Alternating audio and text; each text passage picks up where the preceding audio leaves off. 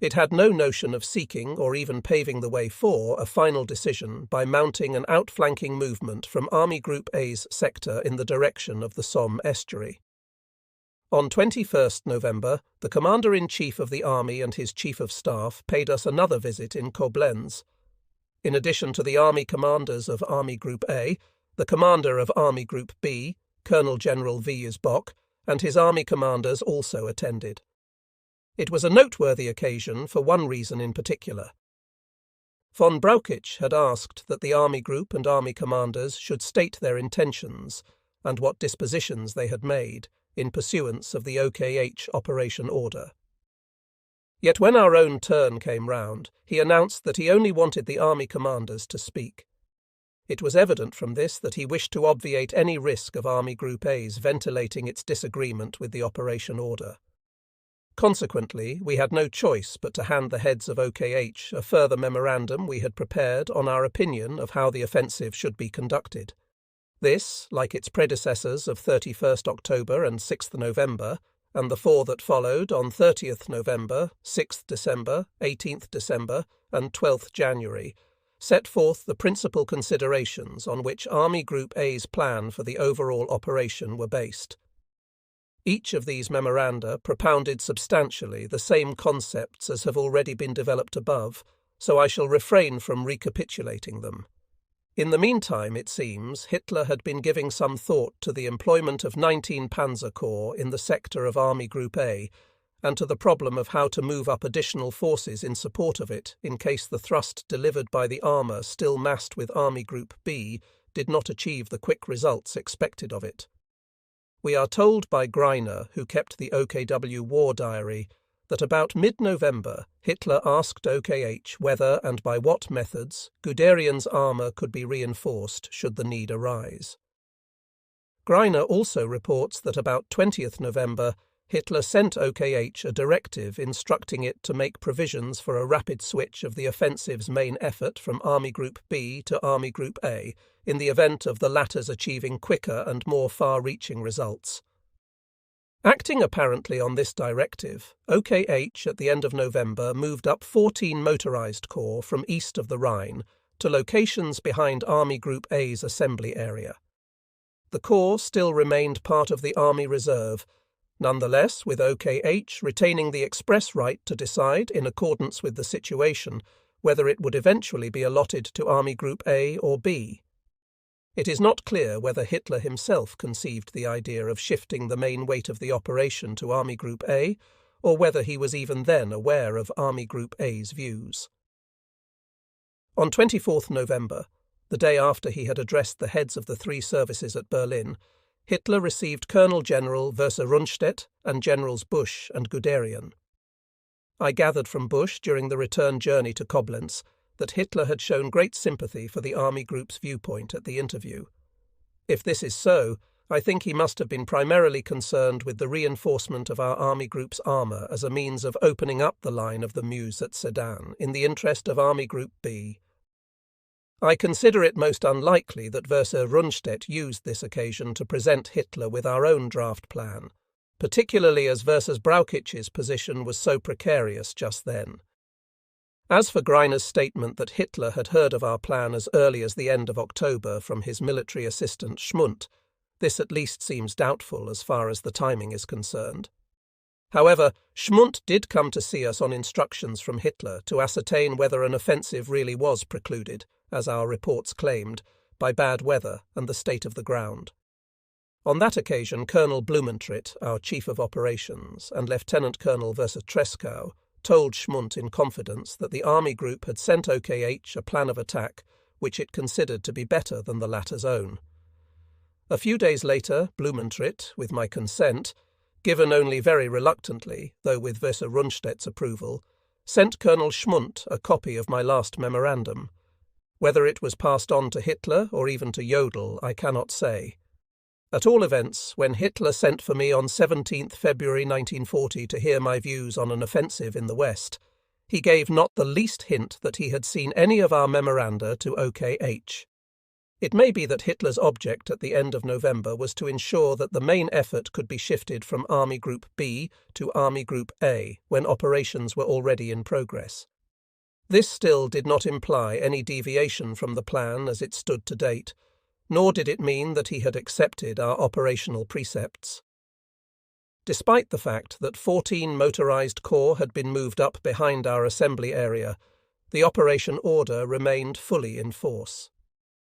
Just as before, success was to be sought first and foremost by Army Group B's massed push through northern Belgium, while Army Group A kept to its protective role. The only difference was that Hitler wanted to be in a position to switch the main effort of the offensive at a later stage if Army Group B's successes did not come up to expectation, or if Army Group A achieved quicker results. This was made palpably clear by the reply I received from General Halder to a fresh memorandum I had submitted on 30th November. It was, incidentally, the first acknowledgement of our recommendations to date. The gist of our own remarks had been that a new point of attack, i.e. through Army Group A, now seemed to be emerging after all, and that provided the Ardennes breakthrough were successful, this must entail extending the scope of the operation just as we had suggested. While conceding that our views largely coincided with those of OKH, Halder insisted that the latter's orders regarding 19 and 14 Corps did not establish a new focal point for the offensive, but merely provided for the possibility of creating one if the need were to arise. Owing to influences beyond our control, he added, the decision as to where the main effort will be made has changed from a problem of planning to one of command during the operation itself. Two things could be gathered from the above. The first was that Hitler intended that his right to make the crucial decision should also cover the actual execution of the offensive. The second was that he intended making the location of the main effort dependent on how the offensive developed, and that, for the time being at any rate, he was either unacquainted with our own plan or disinclined to adopt it. The latter impression was confirmed by a reply given to me by Halder on the telephone on 15th of December. On 6th of December, I had sent him another personal letter recapitulating all the aspects favouring our operation plan. This letter actually contained the new plan in its entirety. When Halder had still not replied by 15th of December, I rang up General V. Stülpnagel, the Oberquartiermeister Föhr, and asked him how much longer OKH proposed to ignore our proposals. This produced the aforementioned telephone call from Halder. He assured me that the army leaders entirely agreed with us, but were under strict instructions to leave the main effort with Army Group B, or alternatively, to allow for a shift of this effort in the course of the offensive. One might have assumed from this that the heads of OKH had actually come round to our point of view, and that they would have brought it to Hitler's notice in some form or other. However, I learnt at the same time from General Warlimont, Jodel's deputy, and from the chief operations officer of the Wehrmacht operations staff, the future General Verser Losberg, that OKH had never submitted any recommendations to Hitler on the lines suggested by us. It was all rather perplexing as far as we were concerned. Whether or not OKH was sincere in agreeing with us, the idea of not placing the main effort with Army Group A until after the offensive had started was in any case quite incompatible with the operations we at Army Group had in mind. Admittedly, it was Napoleon who coined the phrase «on s'engage partout et on voit». For the French, this has become almost axiomatic, particularly since their Lorraine initiative in 1914 proved such a fiasco. It is also an axiom which the Allied High Command could undoubtedly have adopted in 1940. Since they wished to saddle us with the burden of taking the offensive, they would have been absolutely right to sit back and wait. Their duty lay in evading a test of strength in Belgium in order to deal a counterstroke against the southern flank of our offensive with the most powerful forces they could muster. In our own case, however, there could be no question of waiting to see where and when we should play our trumps, for the operation plan of Army Group A was based on surprise. The enemy could hardly be expecting a strong armoured force to drive through the Ardennes with a whole army in its train. But this drive would attain its objective, the lower Somme, only if any enemy forces thrown into southern Belgium were successfully overrun. We had to cross the Meuse at the same time as the remnants of these troops if we were subsequently to take the enemy forces facing Army Group B in northern Belgium in the rear. Similarly, any attempt to smash the deployment of strong enemy reserves on our southern flank, between the Meuse and Oise, for example, before it could be completed, thereby creating a favourable jumping-off position for the second act, the destruction of the remaining enemy forces, could succeed only if we had enough forces down there to retain the initiative. To wait and see which way the cat jumped before deciding where to place one's main effort was tantamount to abandoning the chance of annihilating the enemy forces in northern Belgium by an outflanking movement from the south. At the same time, it would mean allowing the enemy to deploy for that counterblow on our southern flank which constituted his own chance of victory. It was a chance, albeit, of which the enemy high command never availed itself. As for the idea of waiting for adequate forces to be allocated to Army Group A and making the decision to deliver the main thrust there dependent on whether we managed to achieve surprise with inadequate forces, all one can do is to quote Moltke's dictum that an error in the first stages of deployment can never be made good. In short, one could not wait to see how our offensive developed, whether the massed drive of Army Group B would smash the enemy in Belgium or whether a lone 19 Panzer Corps would get through to Sedan.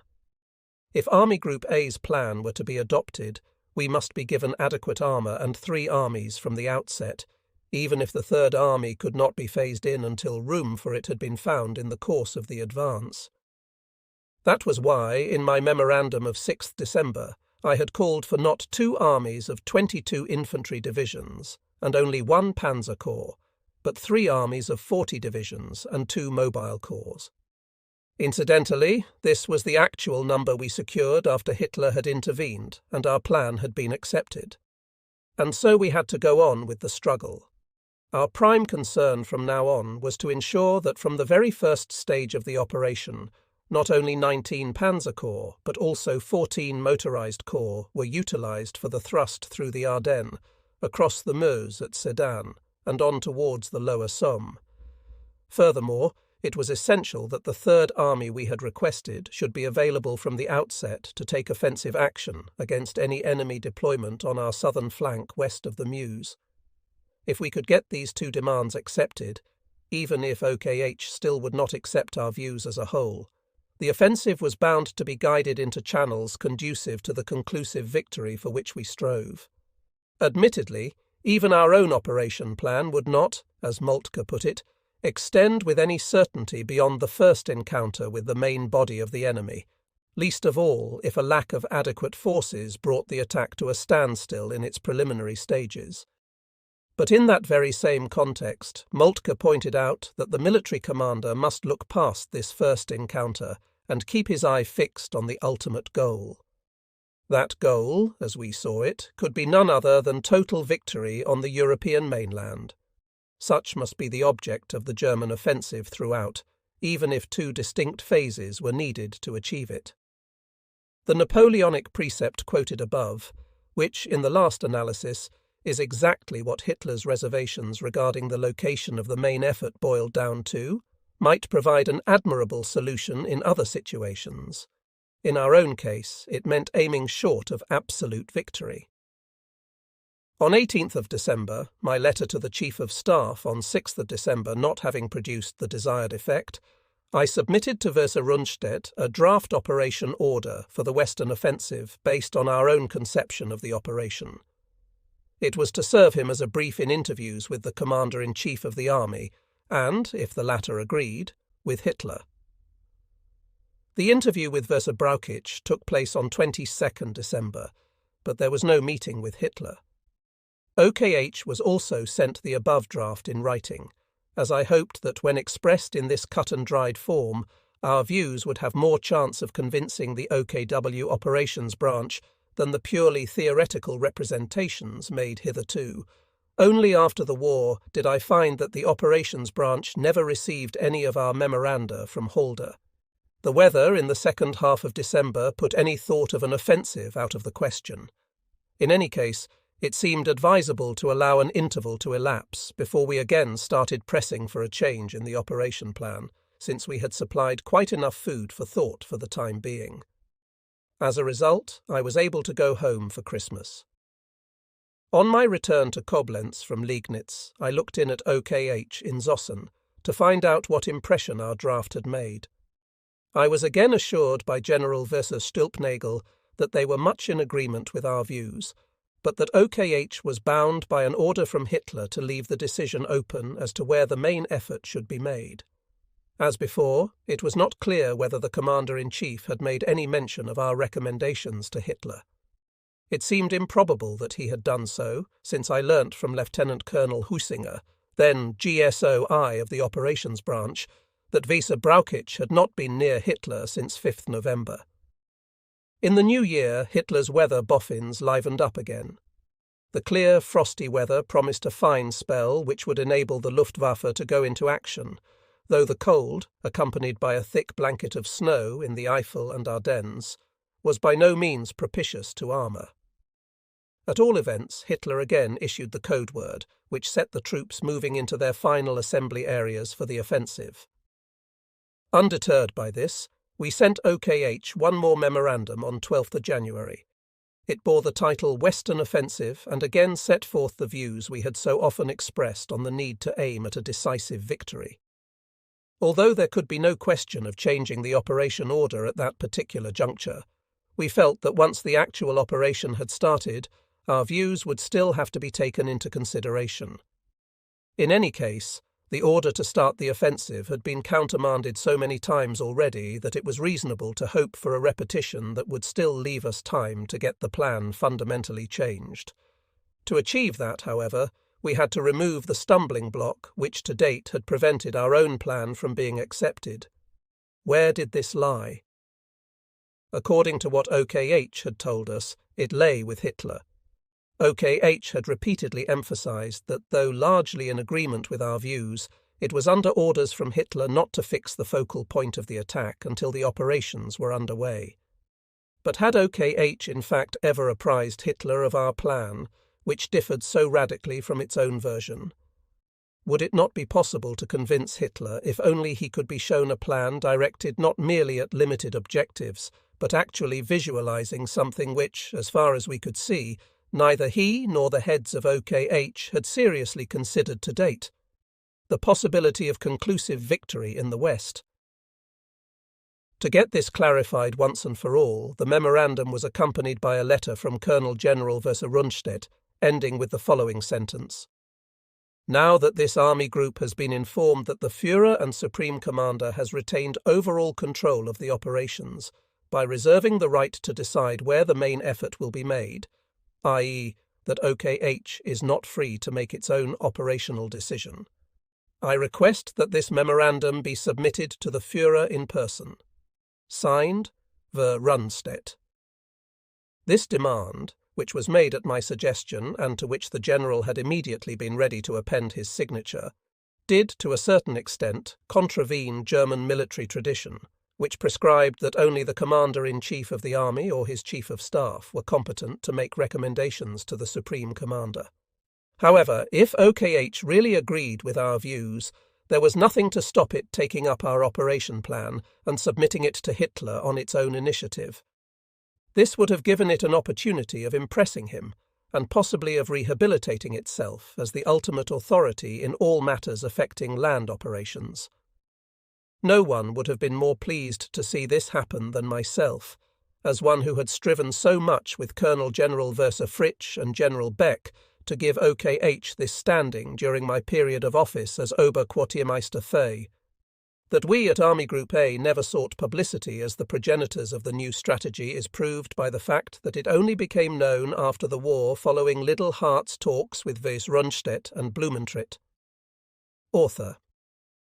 If, on the other hand, OKH had already made an unsuccessful attempt to get proposals in line with our own accepted by Hitler, the submission of a plan initiated by Colonel General Verser Rundstedt, of whom Hitler held so high an opinion, would have considerably strengthened its position. perhaps it would then still have been possible to dissuade Hitler from making the location of the main effort dependent on the course of operations. This, or so we had been led to believe by OKH, was now the main obstacle to the realization of our policy. The answer we received to this memorandum was disappointing. It said we were mistaken in supposing that OKH sought only limited objectives, as others were to be fixed in due course. Provision had been made for assigning Army Group A extra forces and an additional Army headquarters, but the actual timing must rest with the Commander-in-Chief of the Army. There was, we were told, no occasion to show Hitler our memorandum, with which the Commander-in-Chief was substantially in agreement. This assurance of the Commander-in-Chief's agreement could still not close our eyes to his unwillingness to advocate to Hitler the fundamental changes which we recommended in the operation plan. On the contrary, the operation order remained in force in its previous form.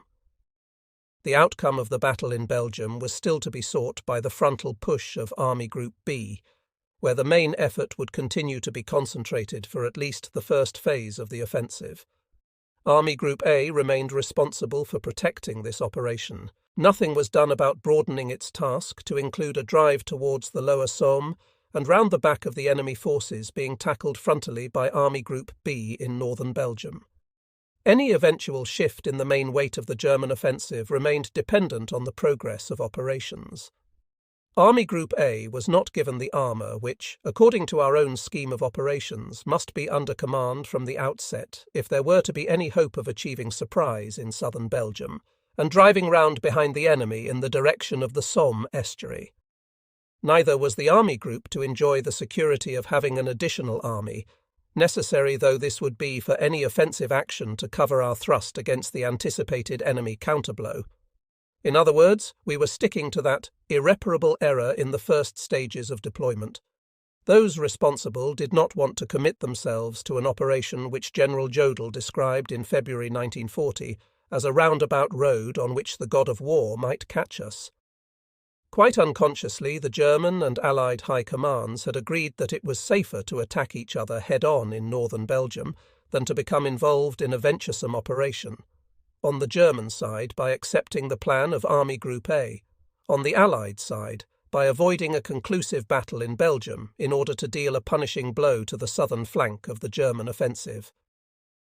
Meanwhile, something had occurred which many people have since held to be the decisive factor responsible for the fundamental changes which were later made to the operation plan to bring it into line with the recommendations of Army Group A. The GSOI of 7 Airborne Division had made an accidental landing on Belgian territory, as a result of which at least part of 1st Air Fleet's operation order fell into Belgian hands. One had to assume that the Western powers would learn, through Belgium, of the operation plan existing to date.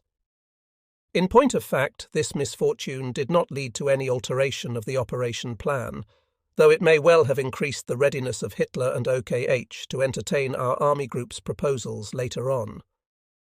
As it was, a Commander-in-Chief's conference in Bad Godesberg on 25th of January of the generals commanding Army Groups A and B and their subordinate armies revealed no change in OKH's basic attitude. Though the meeting took place some considerable time after the mishap in question, the tasks of the Army Groups and armies remained the same as before. Army Group B's role was now merely expanded to allow for its 18th Army to occupy the whole of Holland, and not, as had previously been intended, only those parts of the country lying outside the so-called Fortress of Holland. As far as Army Group A was concerned, everything remained as before. Though we were able to get 2nd Army HQ brought into our area, it remained, like 14 motorized corps, at the disposal of OKH. Despite my having pointed out, on my commander's instructions, that sending 19 Panzer Corps through the Ardennes on its own would not bring us success at Sedan, now that the enemy had assembled considerable forces, 2nd French Army, on the Meuse, V. Brauchitsch still refused to place it under our command. This showed that the Supreme Command was just as determined as ever not to shift the main effort until it became clear what course the operations were taking. It also proved that the loss of the operation order to the Belgians had done nothing to change the minds of those at the top. Nevertheless, Army Group HQ followed up these representations to OKH on 25th of January by a further memorandum 5 days later based on enemy intelligence we had received in the meantime. We pointed out that strong French forces, particularly mechanized units, could henceforth be expected to be thrown into southern Belgium. In these circumstances, there was no point in hoping that 19 Panzer Corps would alone be strong enough either to overcome this enemy grouping or to force a crossing of the river. Our view was corroborated by a sand table exercise in Koblenz on 7th February, at which we ran through the advance of 19 Panzer Corps and the two armies of our army group. It was only too plain from this how problematical the use of 19 Panzer Corps in isolation was going to be. I had the impression that General Haider, who attended the exercise as an observer, was at last beginning to realize the validity of our standpoint. Meanwhile, my own fate had taken a sudden turn. On 27th of January, I was notified that I had been appointed Commanding General of 38 Corps, the headquarters of which was about to be set up back at home. I learnt from Colonel General Verser Rundstedt that he had already been informed of this in confidence by the Commander-in-Chief at the conference on 25th of January. The reason given was that I could no longer be passed over in any new corps appointments, as General Reinhardt, who was my junior, was also being given a corps. Though there was little or nothing about the move to distinguish it from the normal process of promotion, it still seemed strange to switch the Chief of Staff of an army group just when a big offensive was impending. There were, after all, other ways of solving the rank problem which supplied the pretext for this change. It can hardly be doubted, therefore, that my replacement was due to a desire on the part of OKH to be rid of an importunate nuisance who had ventured to put up an operation plan at variance with its own. At the close of the above-mentioned sand table exercise, which I had helped to run, Via Rundstedt thanked me in front of everyone present for all I had done as his Chief of Staff. His choice of words on this occasion reflected all the kindness and chivalry of that great commander.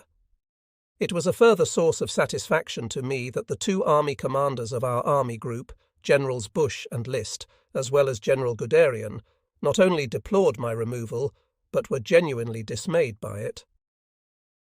On 9th February, I left Koblenz for Liegnitz. My trusty colleagues, Colonel Blumentritt and Lieutenant Colonel Versus Tresckow, however, had no intention of throwing up the sponge and treating my departure as the end of the struggle for our operation plan. It was Tresckow, I imagine, who induced his friend Schmundt, Hitler's military assistant, to fix an opportunity for me to talk to Hitler personally about the way we thought the offensive in the West should be conducted. Be that as it may, on 17th of February, I was summoned to Berlin to report to Hitler with the other newly appointed corps commanders. Our interview was followed by a luncheon, at which Hitler, as usual, did most of the talking. He showed an amazing knowledge of technical innovations in the enemy states as well as at home, and the reports of a British destroyer's raid on the Altmark inside Norwegian territorial waters prompted him to dwell at length on the inability of small states to maintain their neutrality. As we were taking our leave at the end of the meal, Hitler told me to come to his study, where he invited me to outline my views on the handling of the Western offensive. I am not clear whether he had already been informed of our plan by Schmundt, and, if so, in what detail. In any case, I found him surprisingly quick to grasp the points which our army group had been advocating for many months past, and he entirely agreed with what I had to say. Immediately after this conversation, I filed the following minute for the information of HQ Army Group A. When reporting to the Führer as Commanding General of 38 Corps on 17th of February 1940, the former Chief of Staff of Army Group A had an opportunity to present the Army Group's viewpoint on the conduct of the operation in the West. The substance of his statements was as follows: the aim of the offensive must be to achieve decisive results on land. The political and military stakes are too high for the limited objectives defined in the present operation order, i.e. defeat of the largest possible elements of the enemy in Belgium and occupation of parts of the Channel coast. Final victory on land must be the goal. The operations must therefore be directed towards winning a final decision in France and destroying France's resistance. This, contrary to what is laid down in the operation order, requires that the main point of effort be placed unequivocally on the southern wing from the start, i.e. with Army Group A. It cannot remain with Army Group B, nor can it be left open. Under present arrangements, the best one can do is to attack the Anglo-French forces frontally as they advance into Belgium and to throw them back to the Somme, whereupon the operation may conceivably come to a standstill. If the main effort is transferred to Army Group A in the south, the task of which is to drive through southern Belgium and over the Meuse in the direction of the lower Somme, the strong enemy forces expected in northern Belgium must, if thrown back by Army Group B in frontal attack, be cut off and destroyed. This will be possible only if Army Group A drives swiftly through to the lower Somme. That must be the first phase of the campaign. The second will be the envelopment of the whole French army with a powerful right hook. To fulfill this task, Army Group A must consist of 3 armies. Another army must therefore be inserted on its northern flank. The northernmost army of the Army Group, 2nd, has the task of driving across the Meuse to the lower Somme to intercept the enemy forces retreating before Army Group B. To the south of it, another army, 12th, must advance over the Meuse on both sides of Sedan and then swing southwest in order to smash by attack any French attempt to deploy in strength for a counter-attack west of the Meuse. On the Third Army, 16th, will devolve the initially defensive task of covering the southern flank of the operation between the Meuse and Moselle. It is essential that the Luftwaffe smash the French troop concentrations at an early date, because if the French do attempt anything, it will be to carry out a large-scale counterattack west or on both sides of the Meuse, possibly extending as far as the Moselle. To send 19 Panzer Corps out on its own to force the Meuse at Sedan is to do things by halves. If the enemy comes to meet us with strong motorized forces in southern Belgium, the Corps will be too weak to crush them quickly and get straight across the line of the Meuse. Conversely, if the enemy confines himself to holding the Meuse with the strong forces he has there at present, the Corps will not be able to cross the river alone. If motorized forces are to lead the advance, at least 2 corps must cross the Meuse simultaneously at Charleville and Sedan, independent of the armour directed against the Meuse at Givet by 4th Army. Thus 14 corps must be put alongside Guderian's corps from the outset. There can be no question of making its use with Army Groups A or B conditional on future developments. The Führer indicated his agreement with the ideas put forward. Shortly afterwards, the new and final operation order was issued. Unfortunately, I no longer had access to this final operation order. I only know that its issue was ordered by Hitler on 20th February. In its essentials, it satisfied the demands for which I had fought so long. It provided for 2 Panzer Corps, the 19th under General Guderian and the 14th under General Weytersheim, to lead the advance across the line of the Meuse between Charleville and Sedan. They were united under the newly created command of a Panzer Group, led by General Kleist. The final allocation of HQ 2nd Army, previously with Army Group B, to Army Group A and the provision of the requisite forces. It would now be possible to insert this army immediately. Space became available between the Army Group boundaries after 16th Army had wheeled south. The placing of 4th Army, previously with Army Group B, under command of Army Group A, to give the latter the necessary manoeuvrability in its advance towards the lower Somme. Army Group A had consistently called for at least the southernmost corps of this army in order to extend the boundaries of its own advance. Greiner is mistaken in putting the time of this change in the order of battle as far back as November. It was only implemented in pursuance of the new operation order. By these new instructions, OKH implied that it fully accepted the Army Group's point of view. The main weight of the operation as a whole was transferred to the southern wing to the fullest extent, permitted by the breadth of the ground available to us north of the Maginot Line, and the road network existing there. At the same time, Army Group B remained strong enough, with 3 armies, to discharge its task in northern Belgium and Holland with the overwhelming success now known to us. Army Group A, on the other hand, was now able to surprise the enemy by thrusting through the Ardennes and across the Meuse to the lower Somme. In this way, it could prevent the enemy forces fighting in Belgium from withdrawing behind this river. It would likewise have been possible to deal effectively with any big counterblow against the southern flank of the German offensive. As far as the execution of the German assault operation in May 1940 is concerned, I would say this. The attack of Army Group B, thanks to the superiority of the German troops, and especially the armoured units, had a more decisive success than one might have expected in view of the strength of the Belgian fortifications, and the fact that it was compelled to attack frontally. Despite this, the really decisive reason for the Allies' utter defeat in northern Belgium was still the surprise thrust through the Ardennes, across the Meuse to the Somme estuary, and ultimately against the Channel harbours.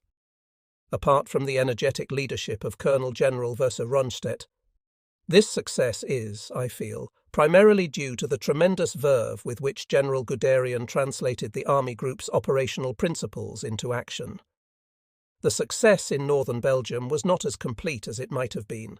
The enemy succeeded, according to Churchill's figures, in evacuating 338,226 men, 26,176 of them French, from Dunkirk, though they lost all their heavy weapons and equipment in the process. This successful evacuation must be attributed to the intervention of Hitler, who twice stopped the onward sweep of our armour, once during its advance to the coast and again outside Dunkirk.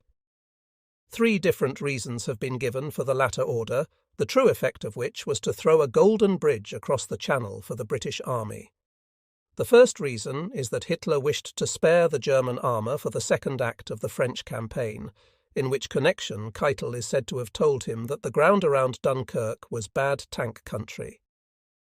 Another reason offered is that Göring assured Hitler that the Luftwaffe was quite capable of preventing the escape from Dunkirk unaided. In view of Göring's thirst for prestige and his proclivity to boastfulness, I think it extremely probable that he did make some statement to this effect. Both arguments were wrong from the military point of view. The third reason given is that Hitler, according to reports of a conversation between him and Fürst Rundstedt, deliberately allowed the British to escape because he believed it would facilitate an understanding with Britain. Whatever the answer may be, Dunkirk was one of Hitler's most decisive mistakes. It hampered him in attempting the invasion of Britain and subsequently enabled the British to fight in Africa and Italy. While Hitler accepted Army Group A's idea of cutting off the enemy in northern Belgium by driving through the Ardennes to the sea, and allowed this to be carried out as far as the gates of Dunkirk, he did not entirely adopt its other idea of simultaneously creating a point of departure for the second phase. The German command was thus content to cover the dash of Army Group A's mechanised elements to the sea against counterattack on either side of the Meuse, by dropping off the succeeding divisions like a long string of pearls to defend the threatened southern flank. Apparently, it was thought too risky that any enemy attempt to counterattack in strength should be thwarted by immediately striking south to the west of the Meuse, and thereby tearing apart the enemy front between the Meuse and Oise once and for all. As was to be seen later on in the Russian campaign, Hitler had a certain instinct for operational problems, but lacked the thorough training of a military commander, which enables the latter to accept considerable risks in the course of an operation, because he knows he can master them. In this case, therefore, Hitler preferred the safe solution of defensive action to the bolder method suggested by Army Group A. It was his good fortune that the enemy commander did not mount any big counter-offensive, though in fact the latter could well have assembled some 50 divisions for this purpose on both sides of the Meuse, possibly extending as far east as the Moselle, even if it had meant temporarily abandoning everything in Holland and Belgium outside the fortified zones. And so, after the first act of the German offensive had been completed, both opponents again found themselves facing each other on a continuous front running along the Maginot Line to Carignan, and thence along the Aisne and Lower Somme. The Germans' first task was to penetrate this front all over again. That the second phase of the German offensive so soon led to the total capitulation of the enemy is primarily due to his inability, after his losses in northern Belgium, adequately to man the whole of his front from the Swiss frontier to the sea.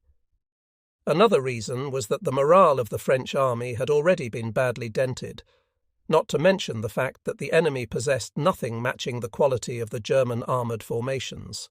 Had the Allied Commander-in-Chief acted as HQ Army Group A thought he should, he would have decided on a large-scale offensive on both sides of the Meuse. According to the plan of Army Group A, however, this would have been smashed while still in the assembly stage. If Army Group B, after simultaneously encircling the enemy in northern Belgium, had then wheeled forward over the lower Somme to envelop the rest of the French forces after the pattern of the Schlieffen plan, we should have finished up fighting a battle in the rear of the Maginot Line with the fronts reversed. In view of the fact that, with the exception of the British escape from Dunkirk, we ultimately gained a brilliant victory in the French theatre of war, the above observations may appear superfluous. Perhaps their only importance is to show that even if the enemy had displayed greater energy and better judgment, the new plan would still have won the campaign, even allowing for the critical moments that might have occurred in the first phase between the Meuse and Moselle. Subsequently played in the execution of the Western offensive was so insignificant that I could well afford to leave it out of these memoirs altogether. My primary reason for including it is to pay grateful tribute to the bravery and extraordinary achievements of the troops who served under me at the time. Another is that the operations of 38 Corps following the Germans' successful breakthrough on the Somme will serve to illustrate a pursuit that was kept up right across the Seine and down as far as the Loire, and never gave the enemy a moment's peace until his final collapse. During the months in which others continued to work on the ideas for which I had fought, I initially had the modest task of watching my corps headquarters and the ancillary signals regiment assemble in Stettin. From time to time I received instructions to inspect new divisions in the process of being set up in Pomerania and Poznan. On 10th May 1940, I learnt of the start of the German offensive in the west over the radio in Liegnitz, where I had gone for a short leave. It goes without saying that during the next few days all my wishes and most ardent hopes were with our troops as they drove through the Ardennes. Would they succeed in racing across Luxembourg and penetrating the Belgian defences on either side of Bastogne before strong French forces could close in? Would it be possible to maintain the momentum of the armour as it went over the Meuse at Sedan and created the basis for an encirclement of the enemy's northern wing? The reader will appreciate that I was not feeling exactly grateful to the body which had banished me into the German hinterland at the very moment when the plan for which I had struggled so long and so doggedly was coming to fruition in the west. On the evening of 10th May came the order to move HQ 38 Corps up to Brunswick. From there, the next move took us to Düsseldorf, where we came under command of Army Group B. For the next few days, I had nothing else to do but swan around inspecting the powerful Belgian positions which had fallen in the first assault on the Meuse at Maastricht and along the Albert Canal, as well as the very up-to-date fort of Eben-Emael, which had been taken in a surprise raid and was still under fire from Belgian batteries further back. I also visited Army Group B and 6th Army to brief myself on the progress of the operations. I gathered that they still had no clear picture of what the enemy ultimately proposed to do. Neither, it seemed, had OKH, since it continued to cloak its future intentions in silence and confined itself to extending the boundary between the two army groups further to the northwest. On 16th May, our headquarters came under command of Army Group A, and the next day I reported to my erstwhile commander, Colonel General Verser Rundstedt, in Bastogne. I received a most cordial welcome from him, my successor, General Verser Sodenstern, and the rest of my old staff, and here at last I learnt how well the operation through the Ardennes and over the Meuse had progressed. Our corps was to go over to 12th Army, which would carry on with the westward drive towards the lower Somme, whereas the new 2nd Army was to be inserted between 12th and 16th Armies with a front facing southwest. Immediately on my arrival at HQ 12th Army, I experienced a piece of interference by Hitler in the conduct of military operations. Acting on Hitler's instructions, OKH sent down an order to the effect that Panzer Group Kleist must not go any further than the Oi.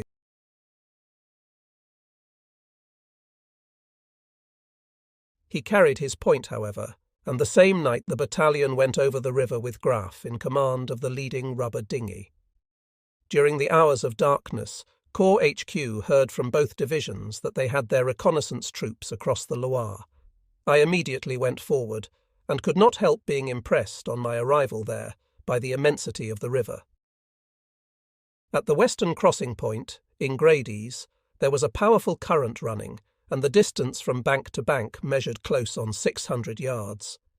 2 arches of the high bridge had been blown, and the intervening gap was to be closed by a pontoon bridge. To compensate for a difference in height of almost 30 feet, a steep ramp had to be installed.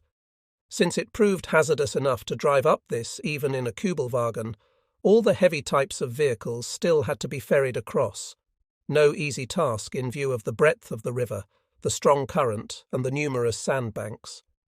The position was simpler at Chalon, the other crossing point, for here the river split into 3 tributaries. The bridges over the 2 northern branches had fallen into our hands intact, leaving us only a stretch of 160 yards to span. At this spot I was to witness a most unusual duel.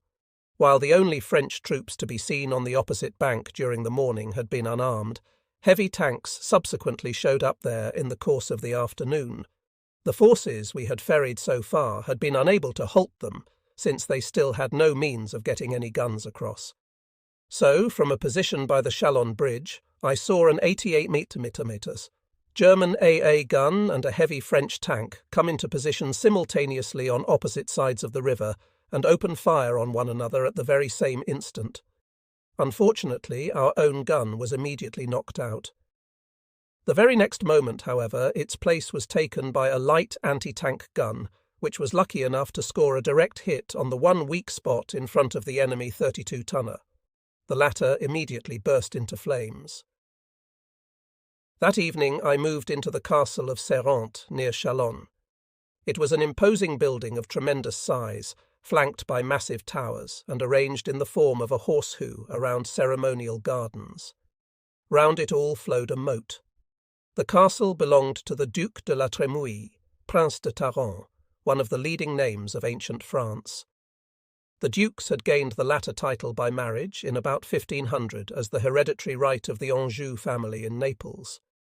They did not, however, win the Neapolitan throne, of which Ferdinand the Catholic took possession. Together with Béarn, a Trémouille had the sole right to the title of Chevalier sans peur et sans reproche. In addition to the wonderful library, the castle contained a wealth of historical mementos, including many from the days when its masters were supporters of the Stuarts.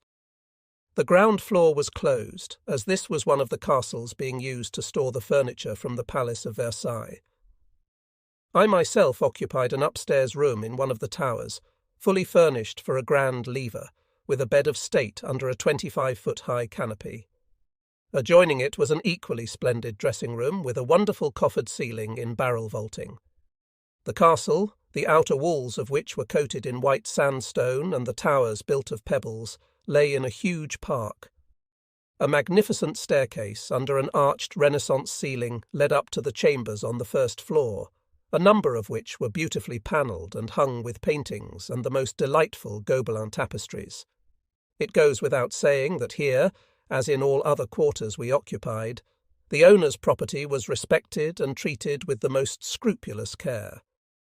By 22nd June we had succeeded in getting 26 divisions over the Loire. Their reconnaissance units pressed a little further still to accept the surrender of countless French troops. On 23rd June we learnt that an armistice had been signed in Compiègne the previous day. The French campaign was over.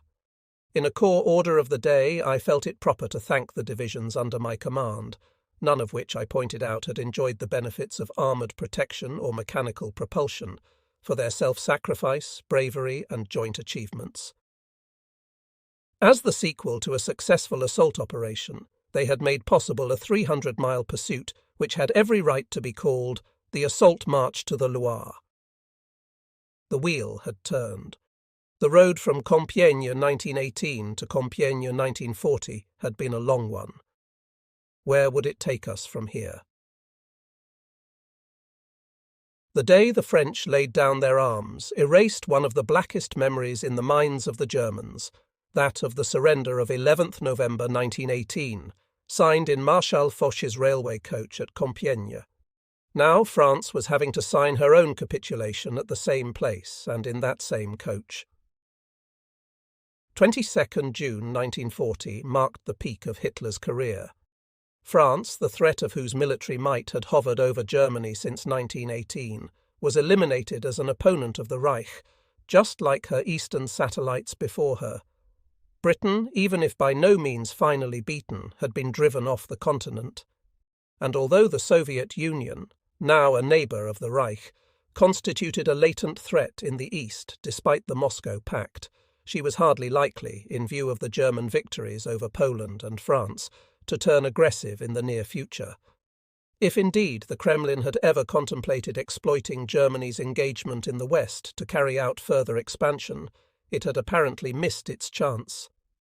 Evidently it had not allowed for the possibility of the Wehrmacht's winning so swift and decisive a victory over the Allied armies. That the Wehrmacht had achieved such successes in Poland and France certainly did not mean that its leaders had been working for a war of revenge ever since that first day of Compiègne. Contrary to all the claims of hostile propagandists, the plain fact is that General Staff policy in the years between 1918 and 1939, thanks to a sober appreciation of the dangers that would threaten the Reich in the event of hostilities, was not to wage a war of aggression or revenge, but to safeguard the security of the Reich. Admittedly, the military leaders had ultimately allowed Hitler to outmaneuver them, just as it may be said that they accepted the preeminence of politics. Even politics they did not agree with, but could have prevented only by a coup d'etat. For the rest, the extent of the rearmament which Hitler had done everything possible to promote was far from being the only reason for the successes now attained. Certainly, considering the state of defencelessness dictated to Germany at Versailles, rearmament had been a prior necessity for the successful conduct of a war. But there could be no question of the Wehrmacht's having had anything like the preponderance which was later to be enjoyed by the Soviet Union on land and the Western powers in the air. Indeed, as far as the number of formations, tanks and guns went, the Western powers had been equal, and in some respects even superior, to the Germans. It was not weight of armaments that had decided the campaign in the West, but the higher quality of the troops and better leadership on the German side. While not forgetting the immutable laws of warfare, the Wehrmacht had simply learnt a thing or two since 1918. After the armistice, OKH started taking steps to demobilize a considerable number of divisions. At the same time, certain infantry divisions were to become either armoured or motorized. The headquarters of 38 Corps was initially moved into the region of Sancerre, on the middle reaches of the Loire, to handle the conversion of a number of these divisions. We thus exchanged the splendid castle of Serrant, filled with so many historical memories, for a smaller chateau built by the manufacturer of the world-famous Cointreau at the summit of a steep hill overlooking the Loire Valley. Our new home was supposed to represent an ancient stronghold, and had all the hallmarks of bad taste usually found in imitations of this kind. The effect was not improved by a tower near the living premises that had actually been built to look like a ruin. Nor did the little cannons along the terrace bear as much resemblance to war trophies as their owner, the liqueur manufacturer, might have hoped. The only beautiful thing about the place was the view from the top of the hill over the far-flung, fertile valley of the Loire. One indication of the parvenu mentality of the owner could be found in a big picture hanging in his study. It depicted, ranged around a circular table, the crowned heads of Europe at the turn of the century, our own Kaiser, the old Emperor Franz Joseph, Queen Victoria, and so forth. Unfortunately, they all looked as if they had taken more Cointreau than was good for them. On his feet beside the table was the owner himself, triumphantly brandishing a glass of his own liqueur. The removal of this monstrosity was the one change we made in that chateau. On 19th of July, all senior Wehrmacht commanders were summoned to Berlin to attend the Reichstag session, at which Hitler announced the end of the campaign in the West. On the same occasion, he expressed the gratitude of the nation by honouring a number of high military leaders, doing so on a scale which implied that he thought the war as good as won. Natural as the German people found it to honour meritorious soldiers, we army men felt the distinctions now bestowed overstepped the bounds of necessity both in character and scope. Hitler's appointment of a dozen field marshals and one grand admiral simultaneously was bound to detract from the prestige of a rank which had previously been considered the most distinguished in Germany. Hitherto, apart from the few field marshals nominated by Kaiser Wilhelm II in peacetime, one needed to have led a campaign in person, to have won a battle or taken a fortress to qualify for this dignity. At the end of the Polish campaign, during which the commander-in-chief and both the army group commanders had fulfilled these requirements, Hitler had not seen fit to express his thanks to the army by making these men field marshals. Yet now he was creating a dozen simultaneously. They included, apart from the commander-in-chief, who had fought 2 brilliant campaigns, the chief of OKW, who had held neither a command nor the post of a chief of staff. Another was the Under-Secretary of State for the Luftwaffe, who, valuable as his feats of organisation had been, really could not be ranked on a par with the commander-in-chief of the army. The most blatant indication of Hitler's attitude was the way he raised Göring over the heads of the army and navy commanders-in-chief by appointing him Reich Marshal and making him the sole recipient of the Grand Cross of the Iron Cross. In the circumstances, this method of distributing the honours could only be regarded as a deliberate slight to Verse Brauchitsch, and showed all too clearly what Hitler thought of OKH.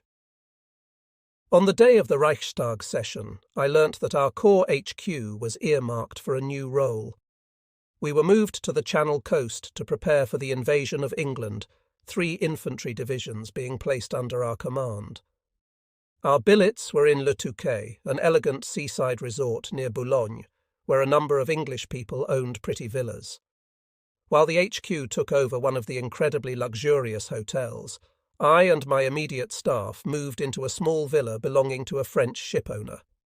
Though the owner had fled, he had left his domestic staff in possession, so we found someone already installed who could run the house and look after its furniture and other contents. In contrast to what happened later in Germany, it did not occur to us to act as lords and masters who could do as they pleased with enemy property. On the contrary, a strict check was kept on houses occupied by German troops, and the removal of whole sets of furniture or the appropriation of valuables as souvenirs certainly had no place in the German army's code of behaviour. When out riding one day, I passed a villa that had been left in a state of pretty average confusion by the German unit recently in occupation.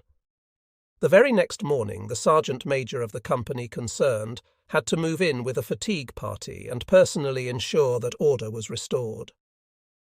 As a result of the impeccable behaviour of our troops, nothing happened to disturb our relations with the civil population during my 6 months in France. The French, for all their politeness, maintained a dignified reserve which could only earn our respect. For the rest, I suppose everyone tended to fall under the spell of that blessed land, with its beautiful scenery and wealth of monuments to an ancient culture, to say nothing of the delights of a famous cuisine, and the things that were still to be had in the shops. Admittedly, our purchasing power was limited, as only a percentage of a man's pay was issued in occupation currency. This regulation was strictly enforced where the army was concerned, thereby imposing a check on the natural urge to go shopping, a thing most desirable for Wehrmacht prestige. Still, one had enough to make an occasional trip to Paris and pass the day savouring the charm of that city. Our stay on the coast enabled us to go bathing right up to the middle of November, a pleasure which my new aide, Lieutenant Specht, my faithful driver, Nagel, and my groom, Runge, enjoyed just as thoroughly as the opportunities for long gallops along the beach. On one occasion, however, we forgot about the unusual tides in the channel, where there can be as much as 26 feet difference between high and low tide. This, incidentally, proved an extremely important factor when the possibility of a landing on the English coast and the times of embarkation in the invasion harbours came under discussion. As a result, when we were already far out to sea, the waves suddenly started lapping round our Mercedes on the beach. Only in the very nick of time did we succeed in getting a tractor to tow it out of the incoming tide, through sand that had already turned very soft. But neither the joys and attractions of that beautiful country nor the period of rest after a successful campaign caused our troops to go soft, a fate to which occupation troops are usually exposed. Any tendency in that direction was counteracted by the need to train our formations for the projected invasion, a completely new task in itself. The troops had daily exercises in the dunes and neighbouring fenland, which in many respects resembled our intended landing places. After the arrival of our ferrying equipment, converted Rhine and Elbe barges, small trawlers and motorboats, we were able, in calm weather, to practice embarkation and disembarkation with the Navy. As often as not, when a landing craft beached clumsily, this spelt a cold bath for one or two of those taking part. The young midshipmen still had their own job to learn. One could not blame them for their lack of enthusiasm at having to command Elbe barges instead of serving on a smart cruiser or U-boat, particularly as it was not always easy to get along with the old salts who owned the barges and trawlers and stood beside them on the bridges of these rather fantastic invasion craft. Nevertheless, all personnel showed the utmost keenness in training for their unaccustomed task, and we were convinced that, like everything else, it could be mastered in due course. This seems to me to be a good place to include a few critical remarks on Hitler's invasion plan and the reasons that led him to abandon it. If Hitler really believed he had already won the war after the defeat of France, and that it was now merely a matter of bringing this home to Britain, he could not have been more wrong. The icy indifference of the British to his peace offer, which was anyway an extremely vague one, showed that neither the government nor the nation were open to persuasion. And so Hitler and OKW found themselves wondering, what next? Any statesman or supreme commander is liable to be faced with the same problem in wartime when an entirely new situation arises through a military setback or an unexpected development in the political field. The entry of another power into the war on the side of the enemy, for example. In such circumstances, he may have no choice but to throw the existing war plan overboard. At the same time, one may feel inclined to blame him for overestimating his own resources and underrating the enemy's, or for committing an error of political judgment. But when the head of a state or a war machine has to ask himself, what next, after his military operations have entirely fulfilled, or, as in this case, far exceeded, his expectations, leading to one enemy's defeat and causing the other to beat a retreat to his island fastness, one cannot help wondering whether such a thing as a war plan ever existed on the German side. Certainly no war goes off according to a firm programme set by one side or the other. But since Hitler accepted the risks of war with France and Britain in September 1939, it was his duty to consider beforehand how he should cope with these powers in various contingencies. It is quite obvious that prior to, or even during, the offensive in France, Germany's Supreme Command had no kind of war plan to determine what measures should be taken once the victories it hoped for had been won. Hitler's hope was that Britain would give in. As for his military advisers, they clearly felt obliged to await a Führer's decision. The above state of affairs strikingly exemplified the inevitable outcome of the inexpedient military roof organization that had emerged in Germany when Hitler assumed supreme command without creating a Reich Chief of Staff responsible for grand strategy. The plain fact is that next to the head of state who made the political decisions, there was no parallel military authority empowered to take responsibility for this overall strategy. From its very inception, Hitler had relegated OKW to the status of a military secretariat. In any case, its chief, Keitel, would not have been in the least capable of advising Hitler on strategy. As for the commanders-in-chief of the three armed services, Hitler allowed them practically no influence whatever on grand strategy. From time to time, they were able to express an opinion on policy matters at personal interviews, but ultimately Hitler alone made the decisions on the basis of his own deliberations. So invariably did he insist on the right to initiate policy that, except in the case of Norway, where Raeder probably put up the first suggestion, I know of no instance in which a fundamental decision impinging on overall war policy can be placed to the credit of any of the three service staffs. Since no one, least of all OKW, was authorized to draft a war plan, the effect in practice was that everyone left things to the Führer's intuition. Some, like Keitel and Göring, did so in credulous adulation, others, like Brauchitsch and Raeder, in a mood of resignation. The fact that all three service staffs certainly conducted their own internal studies of long-term policy made not a scrap of difference. As early as the winter of 1939–40, for example, Grand Admiral Raeder made the Naval Operations Staff examine the technical possibilities and requirements of a landing operation on the coast of England.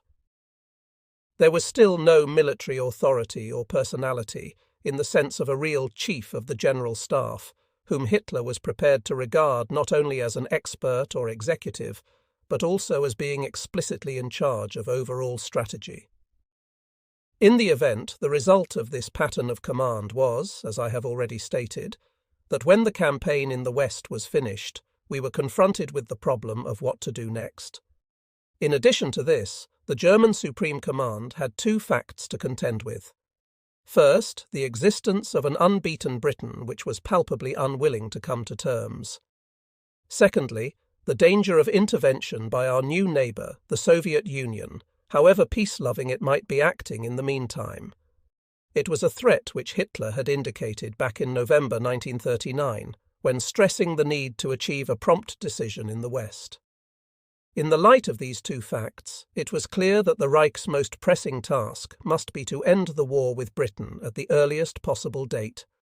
Only then could one hope that Stalin had finally missed his chance to exploit the discord of the European peoples for his own expansionist ends.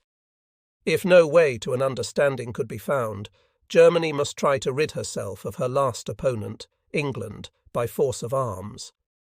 It is the tragedy of that brief period in which the fate of Europe was settled for so many years to come that neither side sought any means of coming to terms on a common-sense basis. What is certain is that Hitler would have preferred to avoid a life-and-death struggle with the British Empire because his real aims lay in the East.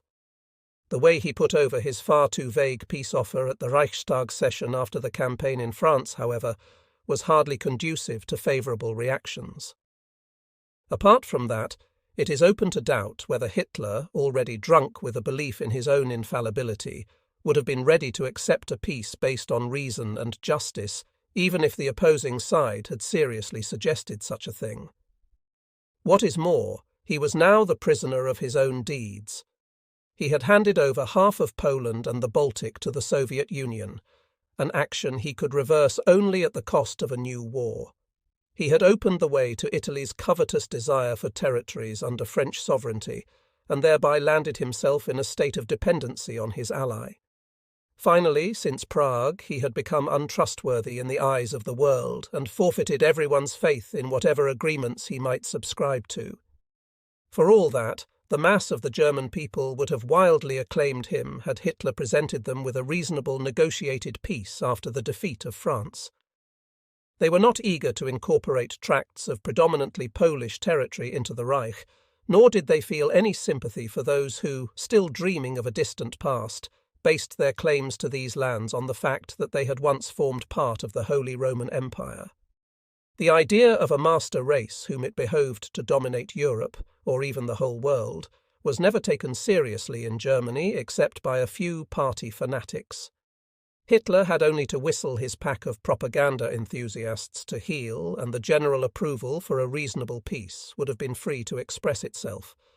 On the other hand, though, it may be that the British national character, so impressively incorporated in the person of Winston Churchill, prevented Britain from entertaining any serious thought of a rational settlement at that, or indeed any later stage of the war. There was that admirable tenacity of the British which impels them to go through with any struggle they have once embarked on, however threatening the situation of the moment may be. On top of this, in the bitterness of their unconditional hatred for Hitler and his regime, and for Prussianism too, in the case of several political leaders, came the inability to discern an even worse system and an even greater menace to Europe in the form of the Soviet Union. What also prejudiced British policy was the traditional striving for a European balance of power, the restoration of which had been Britain's ultimate motive for entering the war, since it demanded the defeat of a Germany which had become too powerful on the continent. British eyes were blind to the fact that the big need in a changed world would be to create a world balance of power in view of the might which the Soviet Union had attained, and the dangers inherent in its dedication to the idea of world revolution. In addition to all this, Churchill was probably too much of a fighter. His mind was too exclusively concerned with battle and ultimate victory to see beyond this military goal into the political future. Only several years later, when the Russians were approaching the Balkans, a neuralgic spot for Britain, did Churchill appreciate the danger of this development. By then, however, he could no longer get his way with Roosevelt and Stalin. Meanwhile, he relied on the vitality of his people and the ability of the American president eventually to bring the United States into the war on Britain's side, disinclined though the American people might have been at that stage, for all their dislike of Hitler, to see this happen. Furthermore, a man like Churchill was hardly going to overlook the latent danger which the Soviet Union represented for Germany. As far as the war was concerned, he booked it on the credit side for Britain. On the other hand, the idea of seeking a settlement with Germany on the premise that this would most probably be shortly followed by a struggle for power between the two totalitarian states appears to have found no place in his reasoning.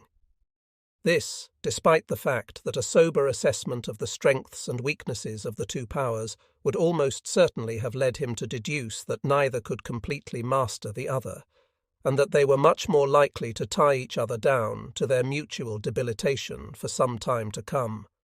Such a situation would automatically have cast the Anglo-Saxon powers as world umpires, to say nothing of the fact that the struggle between the two totalitarian states would probably have sealed the fate of their regimes. In an age of dictatorships, ideologies, and crusades, an age in which the emotions of the masses are whipped up by unbridled propaganda, the word reason is, I fear, never spelt with a capital R. And so, to both people's detriment and Europe's misfortune, it turned out that neither Britain nor Germany could see any practical alternative but to fight it out. Thus, the German Supreme Command's answer to the problem of what to do after the end of the campaign in the West was to continue the struggle against Britain. But the fact that, for the reasons discussed above, no war plan extending beyond the campaign in the west of the continent had ever existed on the German side was to have grave consequences. When Hitler now conceived the plan, without actually making up his mind, to tackle Britain by invasion, no practical preparations whatever had been taken to this end. In consequence, we threw away our best chance of taking immediate advantage of Britain's weakness. The preparations that were only now put in train used up so much time that the success of any landing became doubtful for reasons of weather alone. This last fact, in addition to others to which we shall return in due course, gave Hitler his grounds, or rather his pretext, for dropping the invasion project and turning right away from Britain to strike at the Soviet Union. The outcome is well known. Before I deal with the reasons for this decisive change of front, I feel I should review the chances that would have existed had Hitler been ready to carry through the fight with Britain to the last. 3 methods would have been open to us. The first would have been to try to force Britain to her knees by cutting off her supply lines from overseas. Germany's prospects here were favourable to the extent that she now had full possession of the coasts of Norway, Holland, Belgium and France as bases for air and submarine warfare. The position regarding the resources to be used in this connection was less favourable. So far, the Navy had nothing remotely approaching an adequate number of U-boats, not to mention the heavy vessels, particularly aircraft carriers, which would have had to cooperate with them. In addition, it was seen that Britain's anti-submarine defences would retain the upper hand as long as we failed to put the RAF out of action. As for the Luftwaffe, the following are the tasks that would have devolved on it. To achieve mastery of the air, at least to the extent of eliminating the RAF's ability to combat submarine warfare. To paralyse the British ports. To cooperate effectively with the U-boats in their attacks on enemy shipping. In practice, all this amounted to overcoming the RAF and destroying its production centres. That the Luftwaffe was still not strong enough to attain this object in 1940 is shown by the Battle of Britain. Whether the outcome would have been the same if weather conditions had not been so unexpectedly unfavourable in August and September, and if the German command had not turned its attention from fighting the RAF to attacking London at what might well have been a critical time for the enemy, may be left undecided. At all events, it was impossible in the summer of 1940, in the light of the very limited number of German bombers available and the lack of long-range fighters, speedily to fulfill the aim of overpowering the RAF and destroying its production centres. Every battle that ever had to be fought out by sheer weight of material resources has always required more time and far more forces than were originally estimated.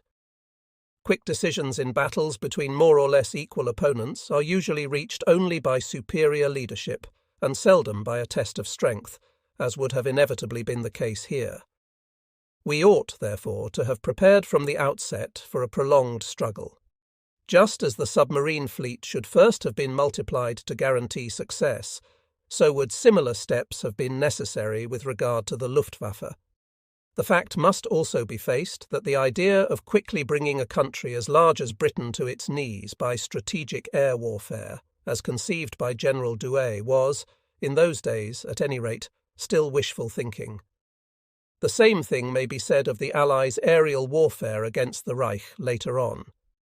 In any case, once it had been decided to force Britain to the ground by cutting off her maritime traffic, the whole of the Reich's war production should have been given over to building up German submarine and air strength. A reduction of the army to free manpower for industry would have been indispensable in this connection. The very length of the struggle constituted its danger. No one could know how long the Russians would stay quiet. A reduction in Germany's land forces and the commitment of her entire air power against England would enable the Soviet Union, even if it did not enter the war, at least to exert political blackmail. Another danger was the possibility that the Americans, who were hardly going to stand by and watch Britain slowly strangled, would intervene at an early stage. In a battle of air fleets and naval forces, they could have intervened relatively quickly, whereas if an actual German invasion of England had been taking place, they would certainly have come too late.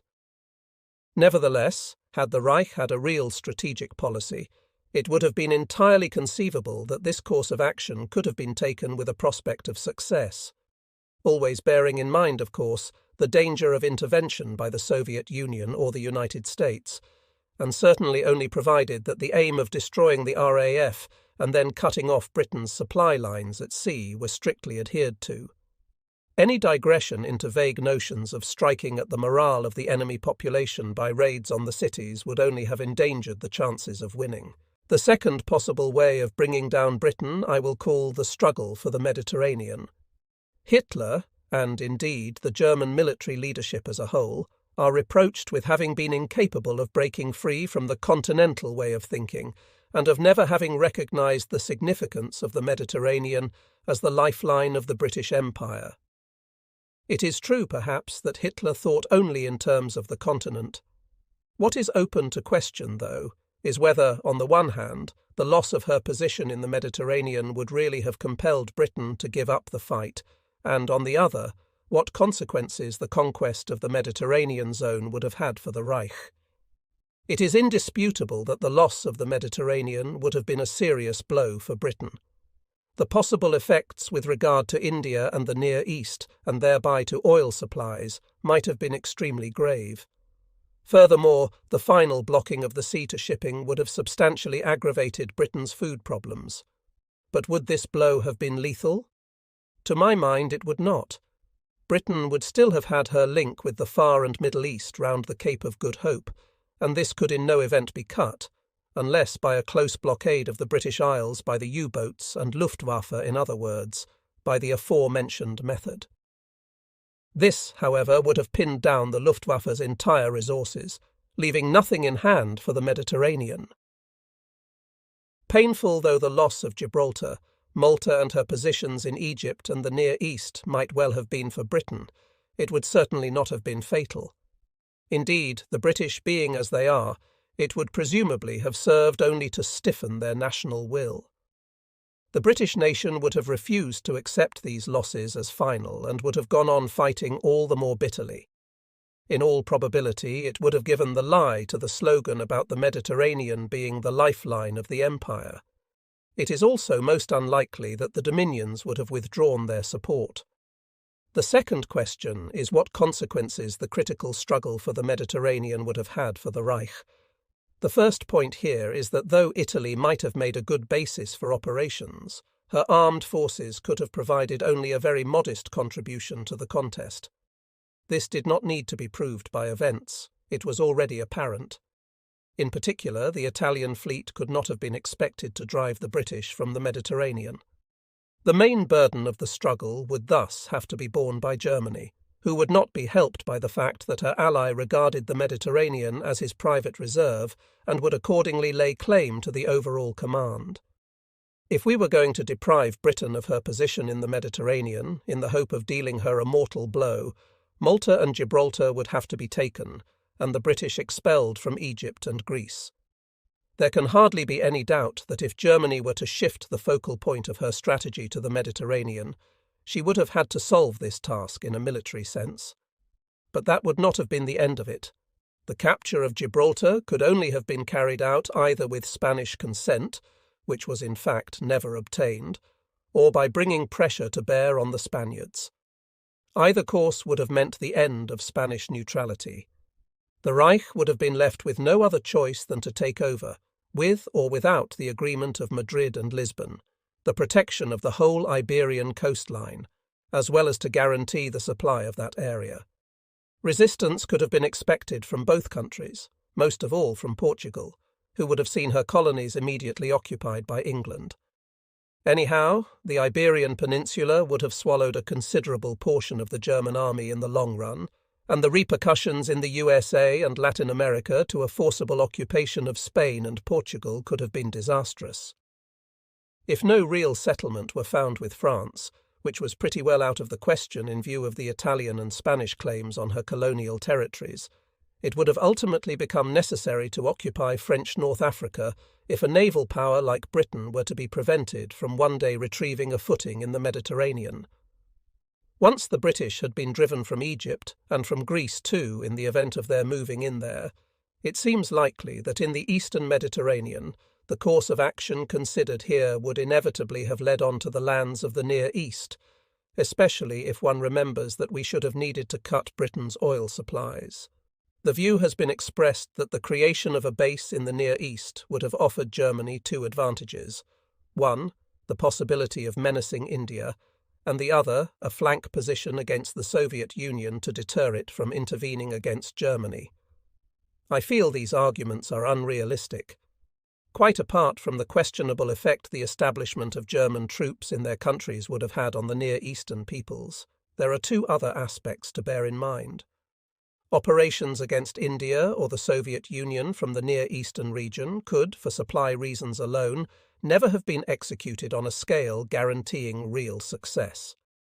By virtue of being a naval power, Britain had the bigger pull here.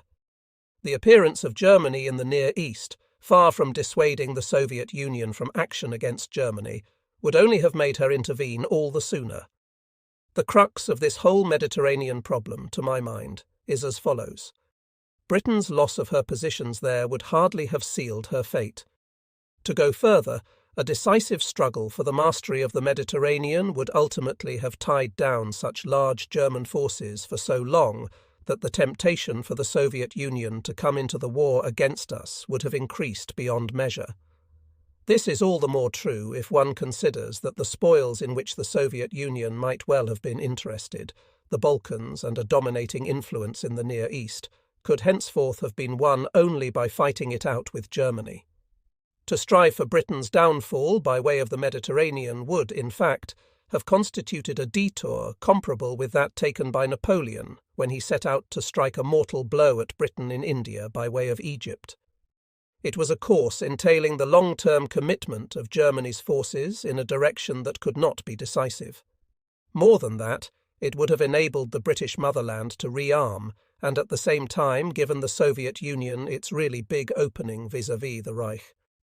In point of fact, the Mediterranean method would have implied evading the decision we felt unable to achieve against the British motherland directly. This brings us to the third course at issue in 1940, that of an invasion of the island of Britain. Before we pass on to this, it should be noted with regard to our Mediterranean strategy in its practical outcome that, as so often happened later on in Russia, Hitler never made the right forces available at the right time. It was, in any case, a cardinal error on his part to refrain from attempting to take Malta, the capture of which would almost certainly have been feasible in the early stages. His failure to do so can reasonably be regarded as a factor of decisive importance in the ultimate loss of North Africa and all that followed in its train. At all events, in June 1940, Hitler conceived the plan of invading Britain, without, as I said, making any firm decision, and ordered the appropriate preparations to be started. The operation was to be prepared under the code name Sedan, but was to be put into execution only after certain prior conditions had been fulfilled. The manner in which the execution was planned and the interminable disputes which resulted, primarily between the Army and Navy staffs, have already been dealt with by others. So have the reasons, or pretexts, which were finally to justify the abandonment of the project. All that will be done here, therefore, is to examine the three most important questions. Would an invasion of England have compelled her to give up the struggle, and would it, assuming that it had been successful, have finally decided the issue? Could an invasion really have been expected to succeed, and what would have been the consequences of its failure?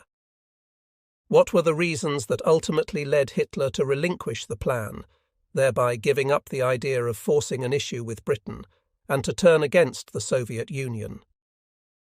The answer to the first question is that an invasion would have been the quickest way to overpower Britain. The two other ways discussed above could not bring a quick decision. But would this one have been final? The answer must be that there was every possibility, even probability, that even after the fall of the island, the Churchill government would have tried to continue the fight from Canada. Whether the other dominions would have followed its lead cannot be told. Still, the conquest of the island itself still did not mean the complete defeat of the empire.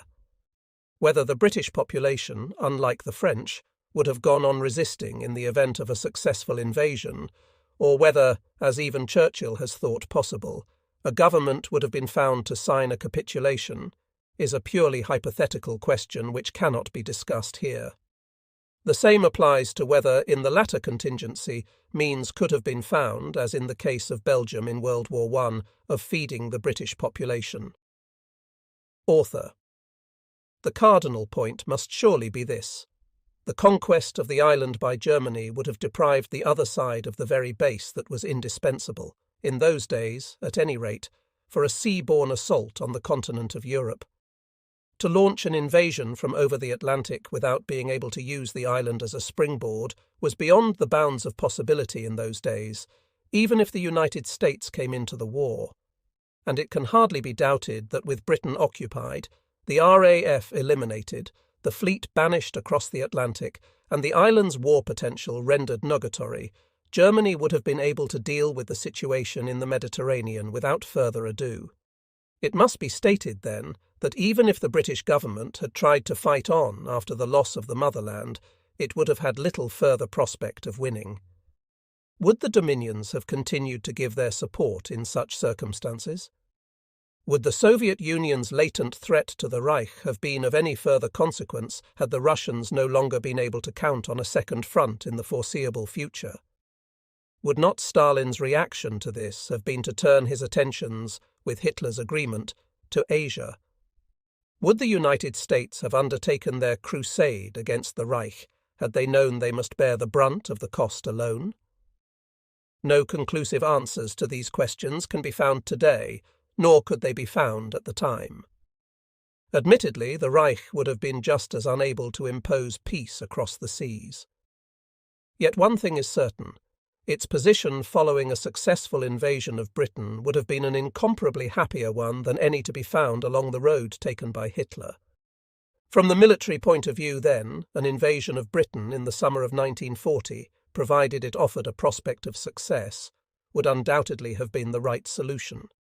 What steps should or could have been taken in the event of a German victory in order to bring about the negotiated peace, which should always have been the aim of a rational German policy, is outside the scope of this military study. Let us rather turn to the military aspects again and seek to determine whether an invasion of Britain in 1940 would have had any chance of succeeding. Opinions on this score will, I suppose, always remain divided. Sedan certainly involved tremendous risks. Nevertheless, it is not enough to point to the vast amount of technical equipment required by the Allies for their invasion in 1944 in order to prove that a German invasion dependent on infinitely more primitive ferrying gear would have inevitably miscarried. Neither is it enough to refer to the Allies' absolute supremacy in the air and at sea in 1944, decisive though it was in both cases. While Germany had none of these things to her credit in the summer of 1940, she had, on the other hand, the decisive advantage of not initially having to face any organised defence of the British coastline in the form of troops that were adequately armed, trained and led. It is a fact that as far as her land forces went in summer 1940, Britain was to a large extent defenceless. Her defencelessness would have been well nigh complete had Hitler not allowed the BEF to escape from Dunkirk. The success of an invasion of England in the summer of 1940 depended on two factors: execution at the earliest possible date, so that we could hit Britain while she was still undefended and take advantage of the summer weather. In our own experience, the Channel was almost invariably as calm as a mill pond in July and August, and at the beginning of September. Our ability to neutralise the RAF and British fleet in the Channel area for the duration of the crossing and the period immediately following it. At the same time, it is true that, with our uncertainty regarding the weather and the Luftwaffe's ability to gain air superiority over the Channel to at least the extent demanded, Sedan was bound to involve very big risks. In the light of these risks, the responsible Wehrmacht staffs probably did go about the operation with some hesitation and various mental reservations. That Hitler's own heart was not in it was clear even then. At all levels, the preparations lacked that driving force from the top which was usually so apparent. General Jodl, chief of the Combined Services Operations Staff, regarded any attempt at invasion as an act of desperation quite unwarranted by the situation as a whole. The Commander-in-Chief of the Luftwaffe, Göring, whom the High Command had as usual failed to keep firmly in check, in no way regarded his air offensive against Britain as an integral part, vital though it was, of a concerted invasion undertaken by the Wehrmacht. On the contrary, the way he committed and ultimately squandered the Luftwaffe's resources points to his having regarded the air offensive against the island as a self-contained operation, which he conducted accordingly. The Naval High Command, which had been the first authority to raise the question of an invasion of Britain, had at least concluded from its study of the practical problems involved that the operation would be feasible provided certain advance requirements were met.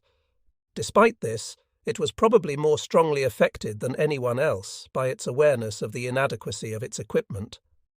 The body taking the most positive view was undoubtedly the High Command of the Army, although it does not seem to have contemplated the idea of an invasion prior to the fall of France. One thing is certain. Those who stood to risk their necks first and foremost if Sedan were put into execution, the army formations earmarked to take part, were the very ones to display the greatest energy and assurance in their pursuit of the preparations. I feel entitled to say this because the formation under my own command, 38 Corps, was designed to go over in the first wave from between Boulogne and Etaples to the stretch of coast running from Bexhill to Beachy Head.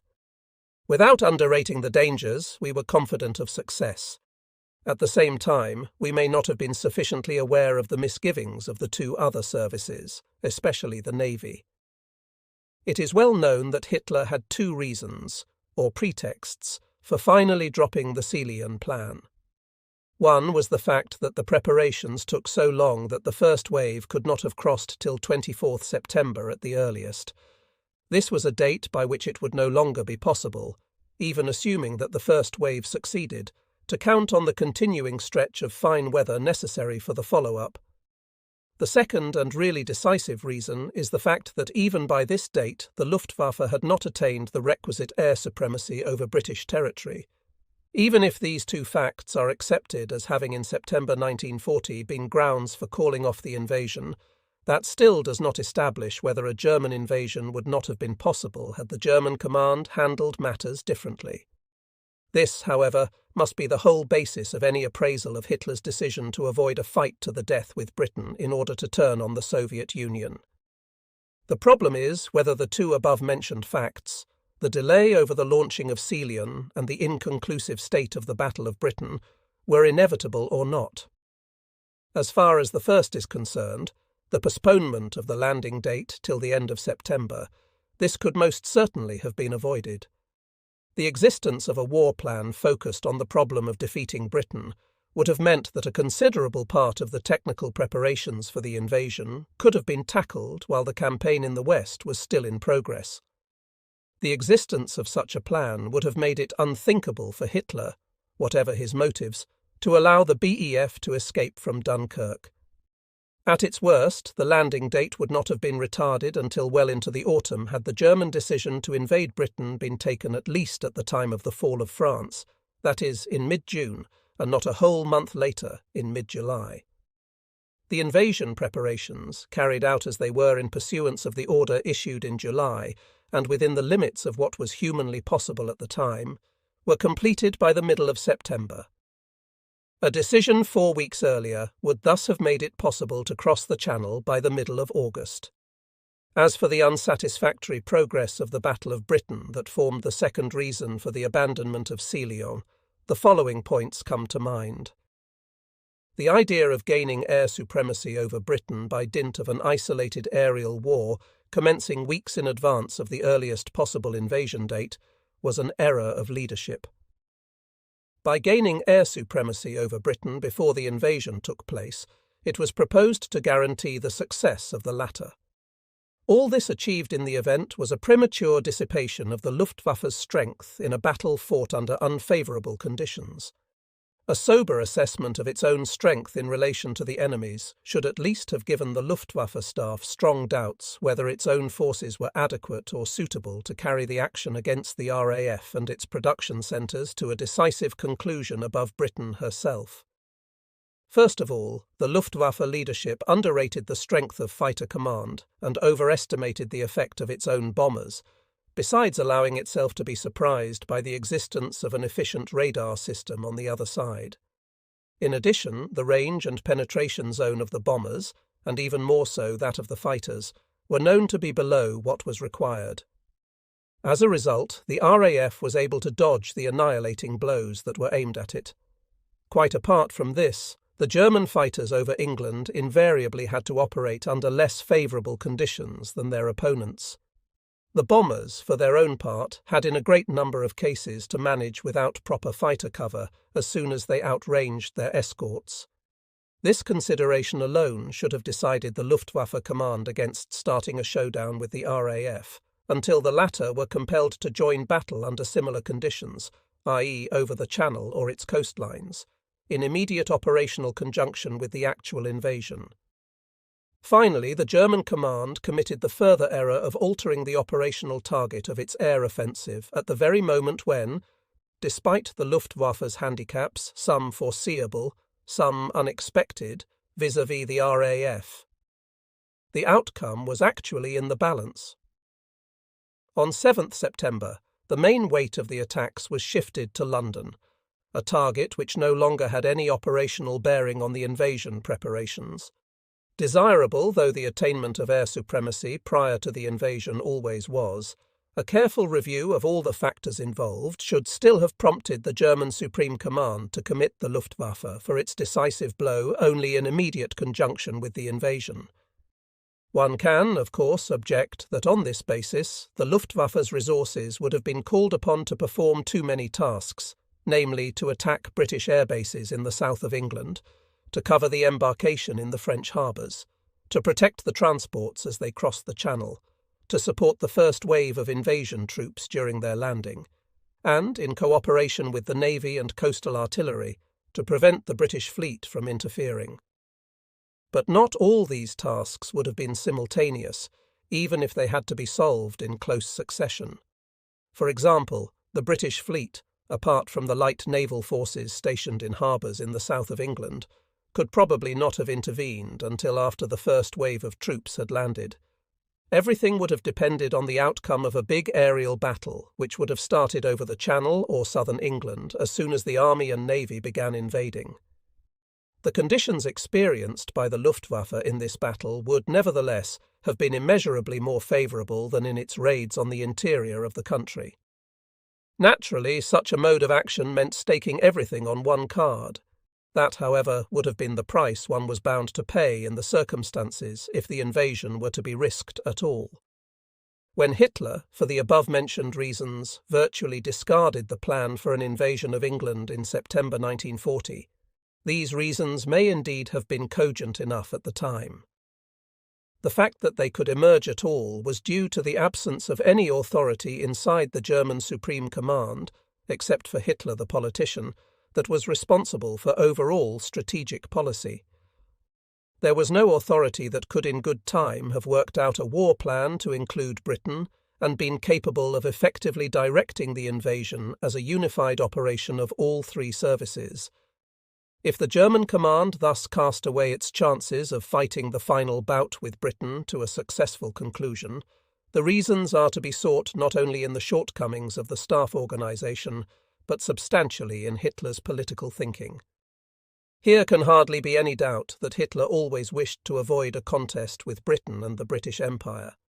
He stated often enough that it could never be in the Reich's interest to destroy the empire. He admired this empire as a political achievement. Even if one is unwilling to take such utterances at their face value, one thing at least is certain.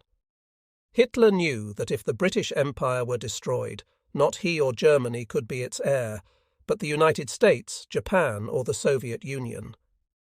Seen in this realistic perspective, his attitude to Britain does at least make sense. He had neither wanted nor expected war with Britain. Consequently, he wished to avoid a showdown with her for as long as was possible. This attitude, and doubtless also the fact that he had not expected such a staggering victory over France, explain Hitler's failure to adopt a war plan which aimed at defeating Britain too, once France was overthrown. The point is that he did not want to land in Britain. His political concept was at odds with the strategic requirements that followed from the victory in the West. The disastrous part of it was that this concept of his encountered no sympathy in Britain.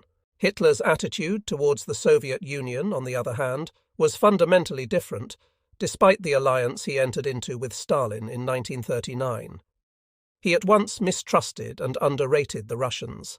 He feared their traditional urge for expansion, though he himself had opened the way to it in the West by signing the Moscow Pact. One may assume that Hitler knew the two totalitarian powers were bound to clash sooner or later after becoming next-door neighbours. Furthermore, he was forever preoccupied with Lebensraum, the living space he felt obliged to secure for the German people. It was something he could find only in the East.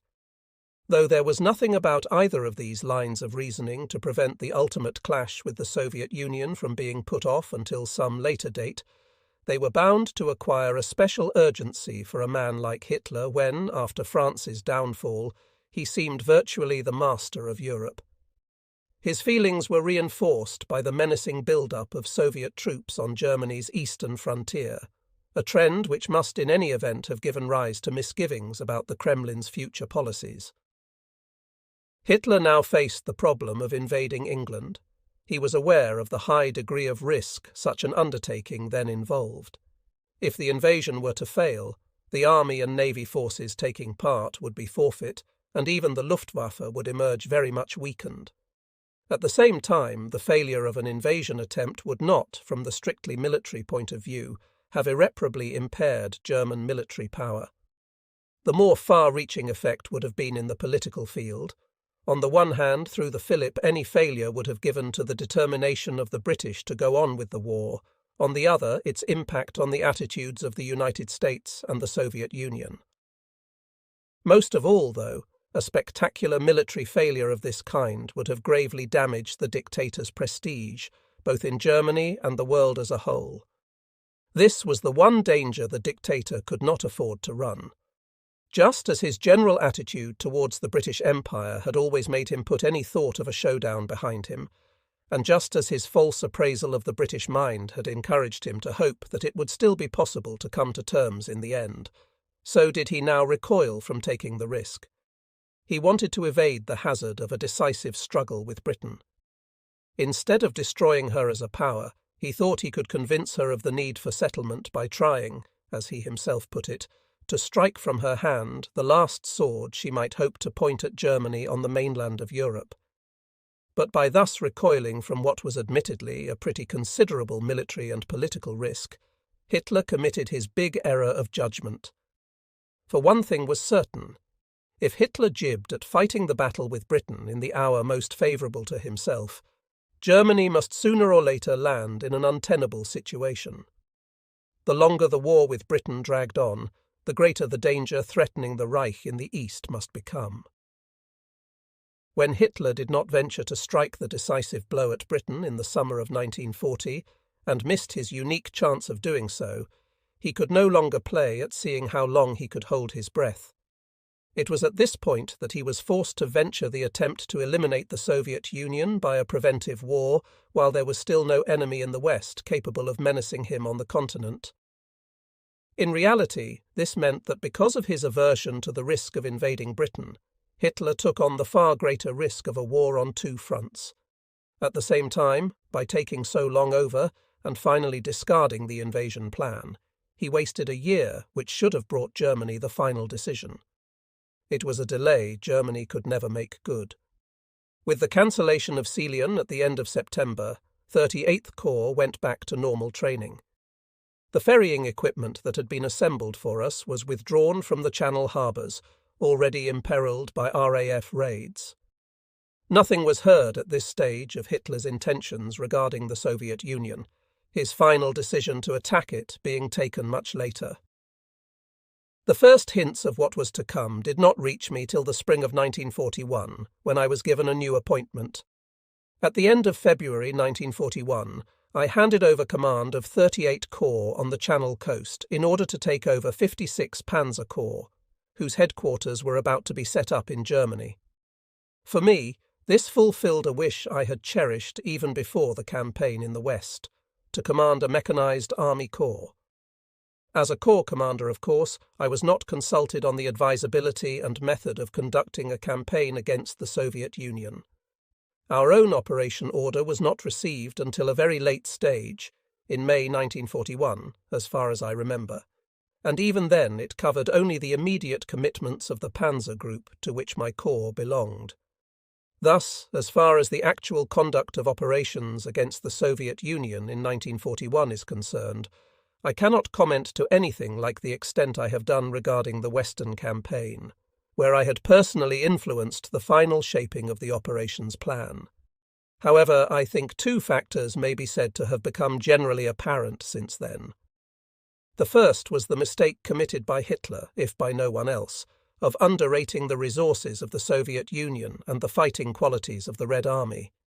In consequence, he based everything on the assumption that the Soviet Union could be overthrown by military means in one campaign. Had this even been possible, it could have been achieved only by bringing about the Soviet Union's simultaneous collapse from within. Yet the policies which Hitler, in complete negation of the efforts of the military authorities, pursued through his Reich, Commissioners and Security Service, SD, in the occupied territories of the East, were bound to achieve the very opposite effect. In other words, while his strategic policy was to demolish the Soviet system with the utmost dispatch, his political actions were diametrically opposed to this. Differences between the aims of the political and military leaders have often arisen in other wars.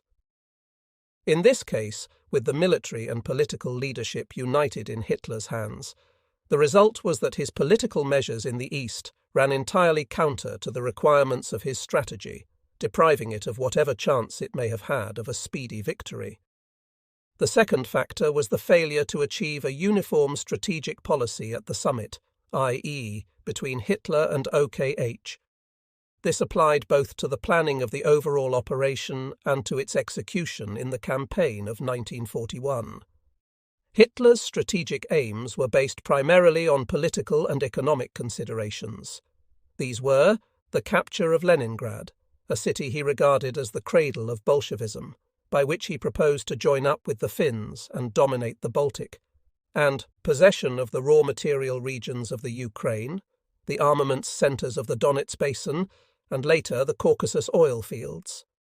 By seizing these territories, he hoped to cripple the Soviet war economy completely. OKH, on the other hand, rightly contended that the conquest and retention of these undoubtedly important strategic areas depended on first defeating the Red Army. The main body of the latter, they argued, would be met on the road to Moscow, since that city, as the focal point of Soviet power, was one whose loss the regime dare not risk. This appreciation was subsequently not fully confirmed by the actual distribution of the Soviet forces. Author. There were three reasons for this. One was that, in contrast to 1812, Moscow really did form the political centre of Russia.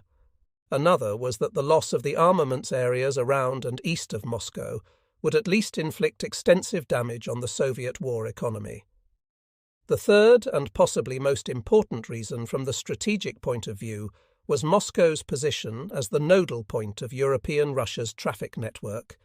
Its loss would split the Russian defences in two and prevent the Soviet command from ever mounting a single coordinated operation. Viewed strategically, the divergence of views between Hitler and OKH amounted to this. Hitler wanted to seek the issue on both wings, a solution for which, in view of the relative strengths involved and the vastness of the theatre of operations, Germany did not possess adequate forces, whereas OKH sought it in the centre of the front. It was on this divergence of basic strategy that the German conduct of operations ultimately foundered. Although Hitler agreed to the distribution of forces proposed by OKH, according to which the bulk of the army was to be committed in two army groups in the north, and only one in the area south of the Pripyat marshes, the tug-of-war over strategic objectives continued throughout this campaign. The inevitable consequence was that Hitler not only failed to attain his aims, which were too far-flung anyway, but also confused the issue for OKH.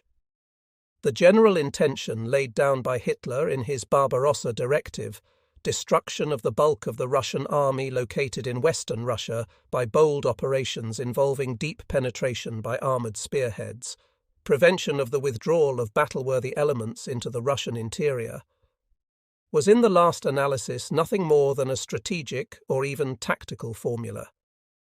Admittedly, thanks to the superiority of German staff work and the performance of the combat troops, we achieved extraordinary successes that brought the Soviet armed forces to the very brink of defeat.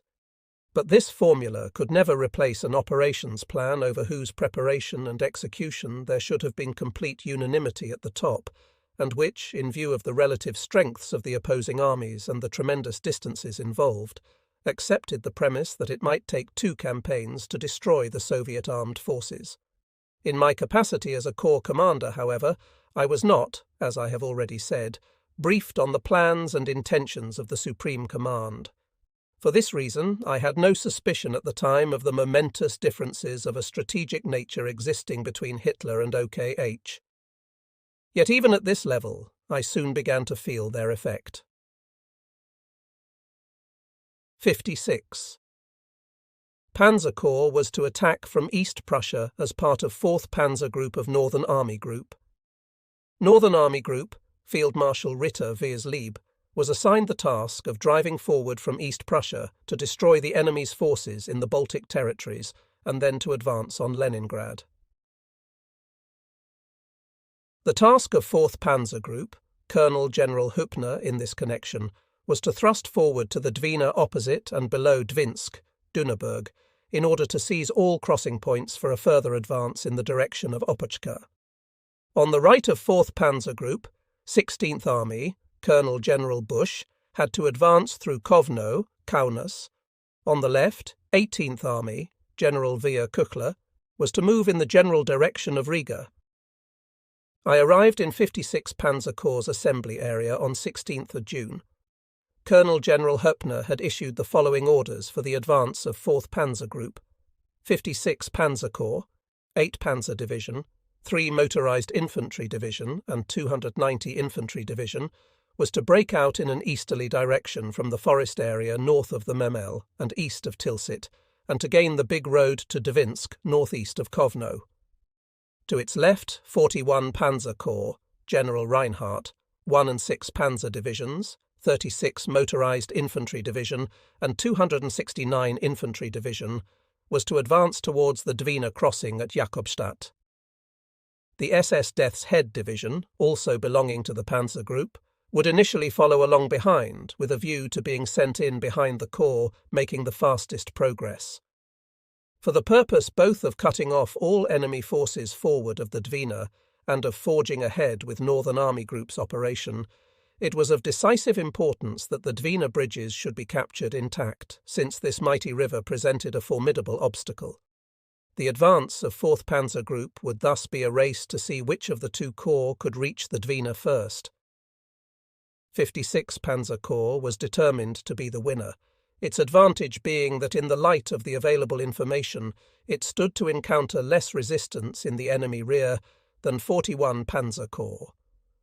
For this very reason, the latter had been given one armoured division more than our own corps. My suggestion that it would be better to make our main effort where we hoped to find the enemy weakest received no support from Panzer Group HQ. Before I describe the operations of 56 Panzer Corps, which are really conspicuous only for the fact that they were to develop into a panzer drive in the truest sense, some attention must be given to a matter which threw a revealing light on the gulf between soldiers' standards and those of our political leadership. A few days before the offensive started, we received an order from the Supreme Command of the Armed Forces, OKW, which has since become known as the Commissar Order. The gist of it was that all political commissars of the Red Army whom we captured were to be shot out of hand as exponents of Bolshevik ideology. Now, I agree that from the point of view of international law, the status of these political commissars was extremely equivocal. They were certainly not soldiers, any more than I would have considered a Gauleiter attached to me as a political overseer to be a soldier. Neither could they be granted the same non-combatant status as chaplains, medical personnel, or war correspondents. On the contrary, they were, without being soldiers, fanatical fighters, but fighters whose activities could only be regarded as illegal according to the traditional meaning of warfare. Their task was not only the political supervision of Soviet military leaders, but even more, to instill the greatest possible degree of cruelty into the fighting, and to give it a character completely at variance with the traditional conceptions of soldierly behaviour. These same commissars were the men primarily responsible for the fighting methods and treatment of prisoners, which clashed so blatantly with the provisions of the Hague Convention on Land Warfare. Whatever one might feel about the status of commissars in international law, however, it inevitably went against the grain of any soldier to shoot them down when they had been captured in battle. An order like the Kommissarbefehl was utterly unsoldierly. To have carried it out would have threatened not only the honour of our fighting troops, but also their morale. Consequently, I had no alternative but to inform my superiors that the Commissar order would not be implemented by anyone under my command. My subordinate commanders were entirely at one with me in this, and everyone in the corps area acted accordingly. I need hardly add that my military superiors endorsed my attitude. It was only very much later, however, that all the efforts to get the Commissar order rescinded were ultimately successful, when it had become clear, namely, that the order simply incited the commissars to resort to the most brutal methods to make their units fight on to the end. The fact that the rest of the army probably shared my view became apparent when I took command of 11th Army. The Commissar order had not been carried out there either. The few commissars who were shot in spite of this had not been captured in action, but picked up in the rear areas and sentenced as either the leaders or organisers of partisans' groups. Their cases were handled in accordance with military law. Author. At 1300 hours on 21st June, our HQ was notified that the offensive would begin at 0300 the following morning. The die was cast. Because of the restricted space allotted to my corps in the forest area north of the Memel, it was only possible to use 8 Panzer Division and 290 Infantry Division in the assault on the enemy frontier positions, which had been found to be occupied.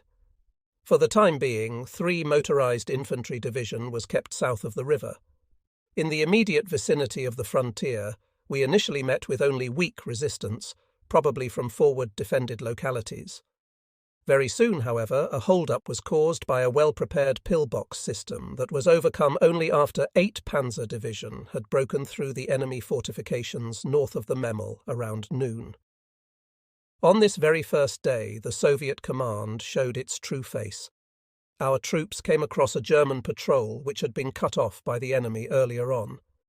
All its members were dead and gruesomely mutilated. My ADC and I, who often had to pass through sectors of the front that had not been cleared of the enemy, agreed that we would never let an adversary like this capture us alive. Later on, there were more than enough cases where Soviet soldiers, after throwing up their hands as if to surrender, reached for their arms as soon as our infantry came near enough, or where Soviet wounded feigned death and then fired on our troops when their backs were turned. It was our general impression that while those of the enemy in front-line areas were in no way surprised by our attack, the Soviet military command had probably not been expecting it, or not for a while anyway, and for that reason never got as far as committing its powerful reserves in any coordinated form. There has been a great deal of argument as to whether the Soviet troop dispositions were actually defensive or offensive in character.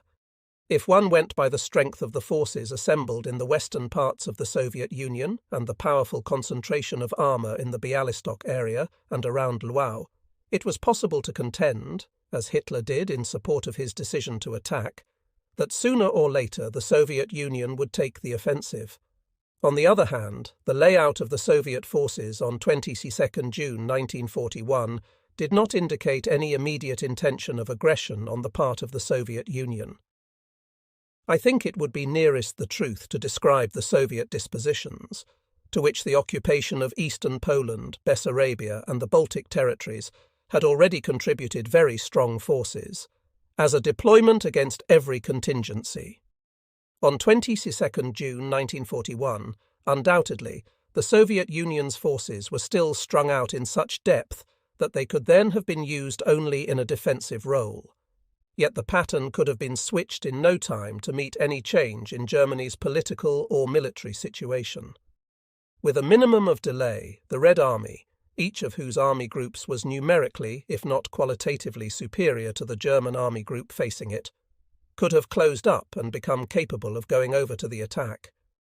Thus, the Soviet dispositions did in fact constitute a latent threat, even though they remained formally defensive up to 22nd June. The moment the Soviet Union had been offered a favourable opportunity, military or political, it could have become a direct menace to the Reich. Certainly Stalin would have preferred to avoid a clash with the Reich in summer 1941.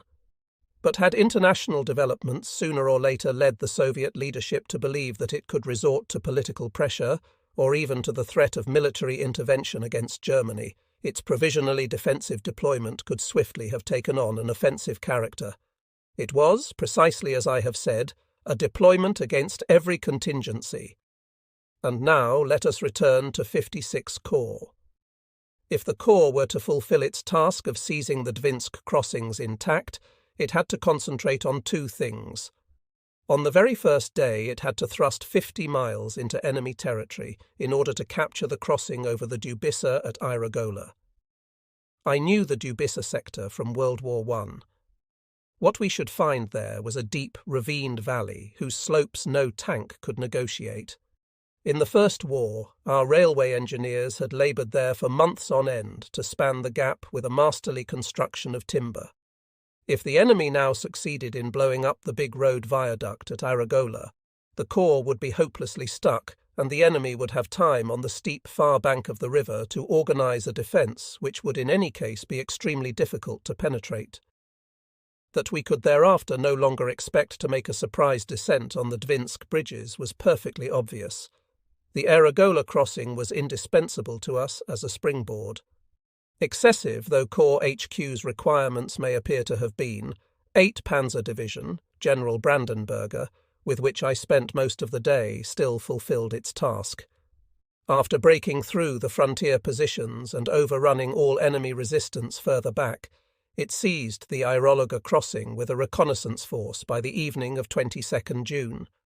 290 Division followed, marching at record speed, and 3 motorised infantry division, which had started moving over the Memel at noon, was directed towards a crossing south of Iragola.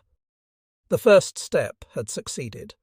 The second condition for success at Dvinsk was that the Corps should push straight through to that town, regardless of whether the formations on its flanks kept abreast or not. The capture of those precious bridges depended entirely on our being able to take the enemy there completely by surprise. Naturally, we were fully aware that this course of action involved considerable risks.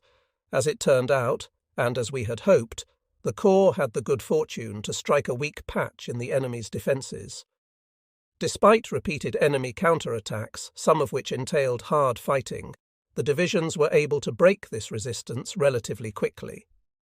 While on our left, 41 Panzer Corps was temporarily held up by a strong enemy grouping dug in around Sialiai, Shaolin, and on our right, the left wing of 16th Army was fighting for Kovno. 56 Panzer Corps actually reached the Dvinsk highway by 24th of June in the area of Vilkomierz. Already 105 miles deep into enemy territory, it had not only outdistanced the German formations on either flank, but had also left the Soviet forces in the frontier zone far behind it. Now there were a bare 80 miles to go to reach the coveted bridges at Dvinsk. But could we maintain the pace? The enemy was certain to throw in fresh reserves against us. At any moment, moreover, he was liable, at any rate temporarily, to patch up the breach behind us and cut off our supplies. But in spite of warnings from Panzer Group HQ, we had no intention of letting the goddess of fortune elude us as a result of overcautiousness on our part. Though 290 Infantry Division had naturally been unable to keep up with the rest of the Corps, the fact that it was following in our train gave us a certain safeguard, particularly as it had already drawn the attention of strong enemy forces that would otherwise have attacked us in the rear. Meanwhile, Corps HQ and the 2 mobile divisions, 8 Panzer moving up the highway, and 3 motorised division, with rather more difficulty, along byways to the south of this, were striking out for the victory prize of Dvinsk. Both divisions were able to smash the enemy reserves thrown in to meet them. In these battles, some of which were extremely fierce, the enemy lost 70 tanks, about half the strength of our own armour, and numerous batteries. At this stage we had hardly the time or the men to spare for rounding up prisoners. Early on 26th June 8th, Panzer Division was outside Dvinsk, and at 800 hours I was handed a report at its divisional headquarters that our dash to capture the 2 big bridges had succeeded. Fighting was still going on in the town on the far side of the river, but the big road bridge had fallen into our hands completely intact. The sentries detailed to set off the demolition charges had been overrun a few yards from the entrance. The railway bridge had been only slightly damaged by a small explosion and was still fit for use. The following day, 3rd Motorised Infantry Division pulled off a surprise crossing of the river upstream from the town. Our aim was achieved. Before the offensive started, I had been asked how long we thought we should take to reach Dvinsk, assuming that it was possible to do so. My answer had been that if it could not be done inside 4 days, we could hardly count on capturing the crossings intact. And now, exactly 4 days and 5 hours after 0 hour, we had actually completed, as the crow flies, a non-stop dash through 200 miles of enemy territory. We had brought it off only because the name of Dvinsk had been foremost in the mind of every officer and man, and because we had been ready to face heavy risks to reach our appointed goal. It gave us a tremendous feeling of achievement to drive over the big bridges into the town, despite the fact that the enemy had set most of it on fire before pulling out. It was an added satisfaction to know that we had not had to pay too high a price. Naturally, the Corps' position, if only on the northern bank of the Dvina, was anything but secure. 41. Panzer Corps and the left wing of 16th Army lay from 60 to 100 miles behind us. Between them and ourselves were several Soviet Army corps, now withdrawing to the Dvina. Not only must we expect the enemy to do everything in his power to assail us on the northern bank, we also had to cover ourselves on the southern bank against those enemy formations approaching from the south. The precariousness of our position became further apparent when the Corps Q branch was attacked from the rear in a wood not far from my own tactical headquarters. However, we were less exercised by our present rather isolated position, which would not continue indefinitely, than by the problem of what the next move should be. Was the objective to be Leningrad, or should we turn towards Moscow? The Panzer Group commander, who flew over to see us in a Fieseler Storch on 27th of June, could tell us nothing. One might reasonably have expected the commander of a whole Panzer Group to be in the picture about future objectives, but this was obviously not the case. Instead, our enthusiasm was damped by an order to widen the bridgehead around Dvinsk and keep the crossings open. We were to wait for 41 Panzer Corps and the left wing of 16th Army to move up, the former having been directed to cross the river at Jakobstadt. While this was certainly the safe Staff College solution, we had had other ideas. As we saw it, our sudden appearance so far behind the front must have caused considerable confusion among the enemy. He would obviously make every attempt to throw us back across the river, fetching in troops from any quarter to do so. The sooner we pushed on, therefore, the less chance he would have of offering us any systematic opposition with superior forces. If we drove on towards Pskov, while of course continuing to safeguard the Dvina crossings, and if at the same time Panzer Group HQ pushed the other Panzer Corps straight through Dvinsk behind us, it seemed likely that the enemy would have to keep on opposing us with whatever forces he happened to have on hand at the moment, and be incapable for the time being of fighting a set battle. As for the beaten enemy forces south of the Dvina, these could be left to the infantry armies coming up behind. It goes without saying that the further a single Panzer Corps, or indeed the entire Panzer Group, ventured into the depths of the Russian hinterland, the greater the hazards became. Against this, it may be said that the safety of a tank formation operating in the enemy's rear largely depends on its ability to keep moving. Once it comes to a halt, it will immediately be assailed from all sides by the enemy's reserves. But the Supreme Command did not share our view, and for this it certainly cannot be blamed.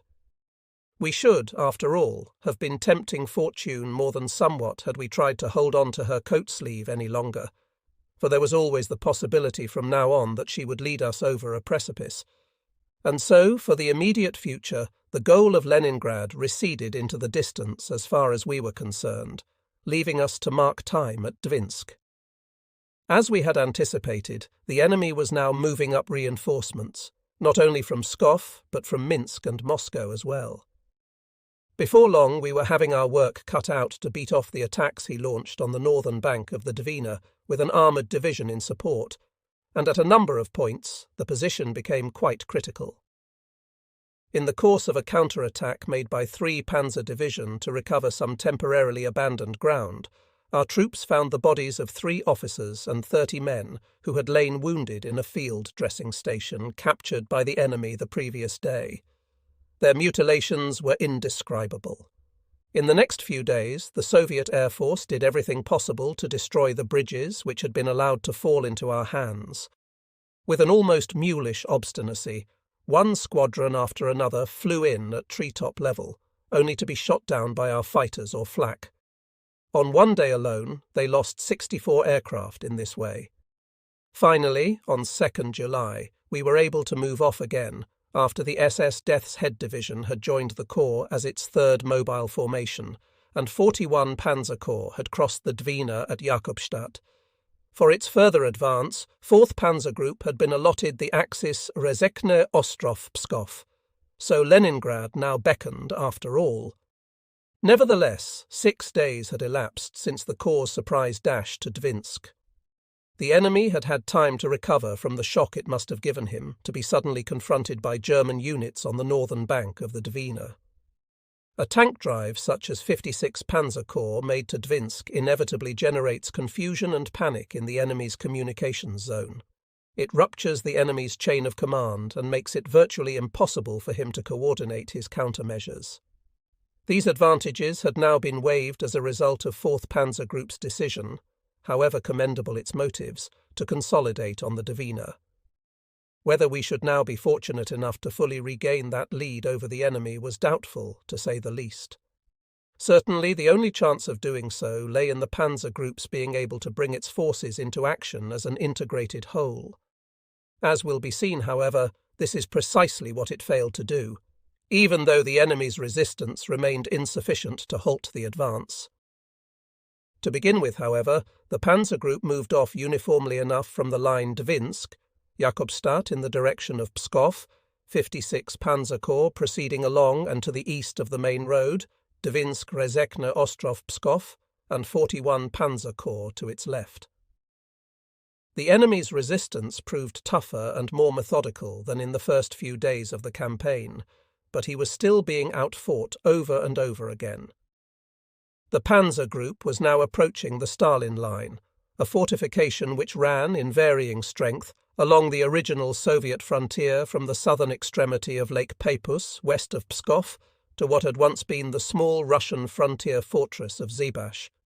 At this stage, Panzer Group HQ allocated the main road to 41 Panzer Corps to continue advancing on Ostrov, and swung 56 Panzer Corps hard east towards Zibash and Opochka. The intention was that we should break through the Stalin Line and outflank from the east a strong force of enemy armour believed to be based on Pskov. It was an excellent scheme if the force really existed, and 56 Panzer Corps were able to execute the manoeuvre with any speed. In our opinion, however, the former was not the case and the latter was not feasible, since in the direction it had been ordered to take, the Corps had to negotiate extensive swamps lying forward of the Stalin Line. Our strong representations that both corps should be kept on the original line of advance towards Ostrov proved of no avail, and I regret to say that our misgivings regarding the swamps turned out to be fully justified. 8 Panzer Division did strike a timbered roadway leading across the swamps, but this was already completely blocked by the vehicles of a Soviet motorized division. It took days to clear the route and replace the blown bridges. When the division finally emerged from the swamps, it ran into strong opposition which was broken only after relatively heavy fighting. 3. Motorized division found only a narrow causeway on which its vehicles could make no progress whatever. It had to be pulled out again and sent on to Ostrov behind 41 Panzer Corps. Better ground, though it included a strong line of concrete fortifications, was struck by the SS Death's Head Division in its advance on Zebash. And now there emerged a weakness which was bound to be inherent in troops whose officers and NCOs lacked solid training and proper experience. As far as its discipline and soldierly bearing went, the division in question undoubtedly made a good impression. I had even had reason to praise its extremely good march discipline. an important requirement for the efficient movement of motorized formations. The division always showed great dash in the assault and was steadfast in defence. Had it under my command on frequent occasions later on, and think it was probably the best Waffen-SS division I ever came across. Its commander in those days was a brave man who was soon wounded and later killed. None of these things, however, could compensate for deficient training in leadership. The division suffered excessive losses because its troops did not learn until they got into action what army units had mastered long ago. Their losses and lack of experience led them in turn to miss favourable opportunities, and this again caused unnecessary actions to be fought. I doubt if there is anything harder to learn than gauging the moment when a slackening of the enemy's resistance offers the attacker his decisive chance. The upshot of all this was that I repeatedly had to come to the division's assistance, without even then being able to prevent a sharp rise in casualties. After a matter of 10 days, the 3 regiments of the division had to be regrouped to form 2 new ones. Yet, bravely as the Waffen-SS divisions always fought, and fine though their achievements may have been, there is not the least doubt that it was an inexcusable mistake to set them up as a separate military organisation. Hand-picked replacements who could have filled the posts of NCOs in the army were expended on a quite inadmissible scale in the Waffen-SS, which in general paid a toll of blood incommensurate with its actual gains. Naturally, this cannot be laid at the door of the SS troops themselves. The blame for such unnecessary consumption of manpower must lie with the men who set up these special units for purely political motives, in the face of opposition from all the competent army authorities. In no circumstances must we forget, however, that the Waffen-SS, like the good comrades they were, fought shoulder to shoulder with the army at the front, and always showed themselves courageous and reliable. Without doubt, a large proportion of them would have been only too glad to be withdrawn from the jurisdiction of a man like Himmler and incorporated into the army. Before returning to the fortunes of 56 Panzer Corps, I should like to give the reader a picture of how the command staff of a tank formation had to work during the last war. As late as the Battle of St. Privat-Gravelotte, in the War of 1870–71, my grandfather assembled his staff on a hill from which he commanded a view of the entire battlefield and could personally direct the operations of his army corps. He was even able to ride over to the regiments as they deployed for the assault and, so the story goes, addressed some pretty harsh words to one battery for unlimbering too far from the enemy. Such scenes are naturally a thing of the past.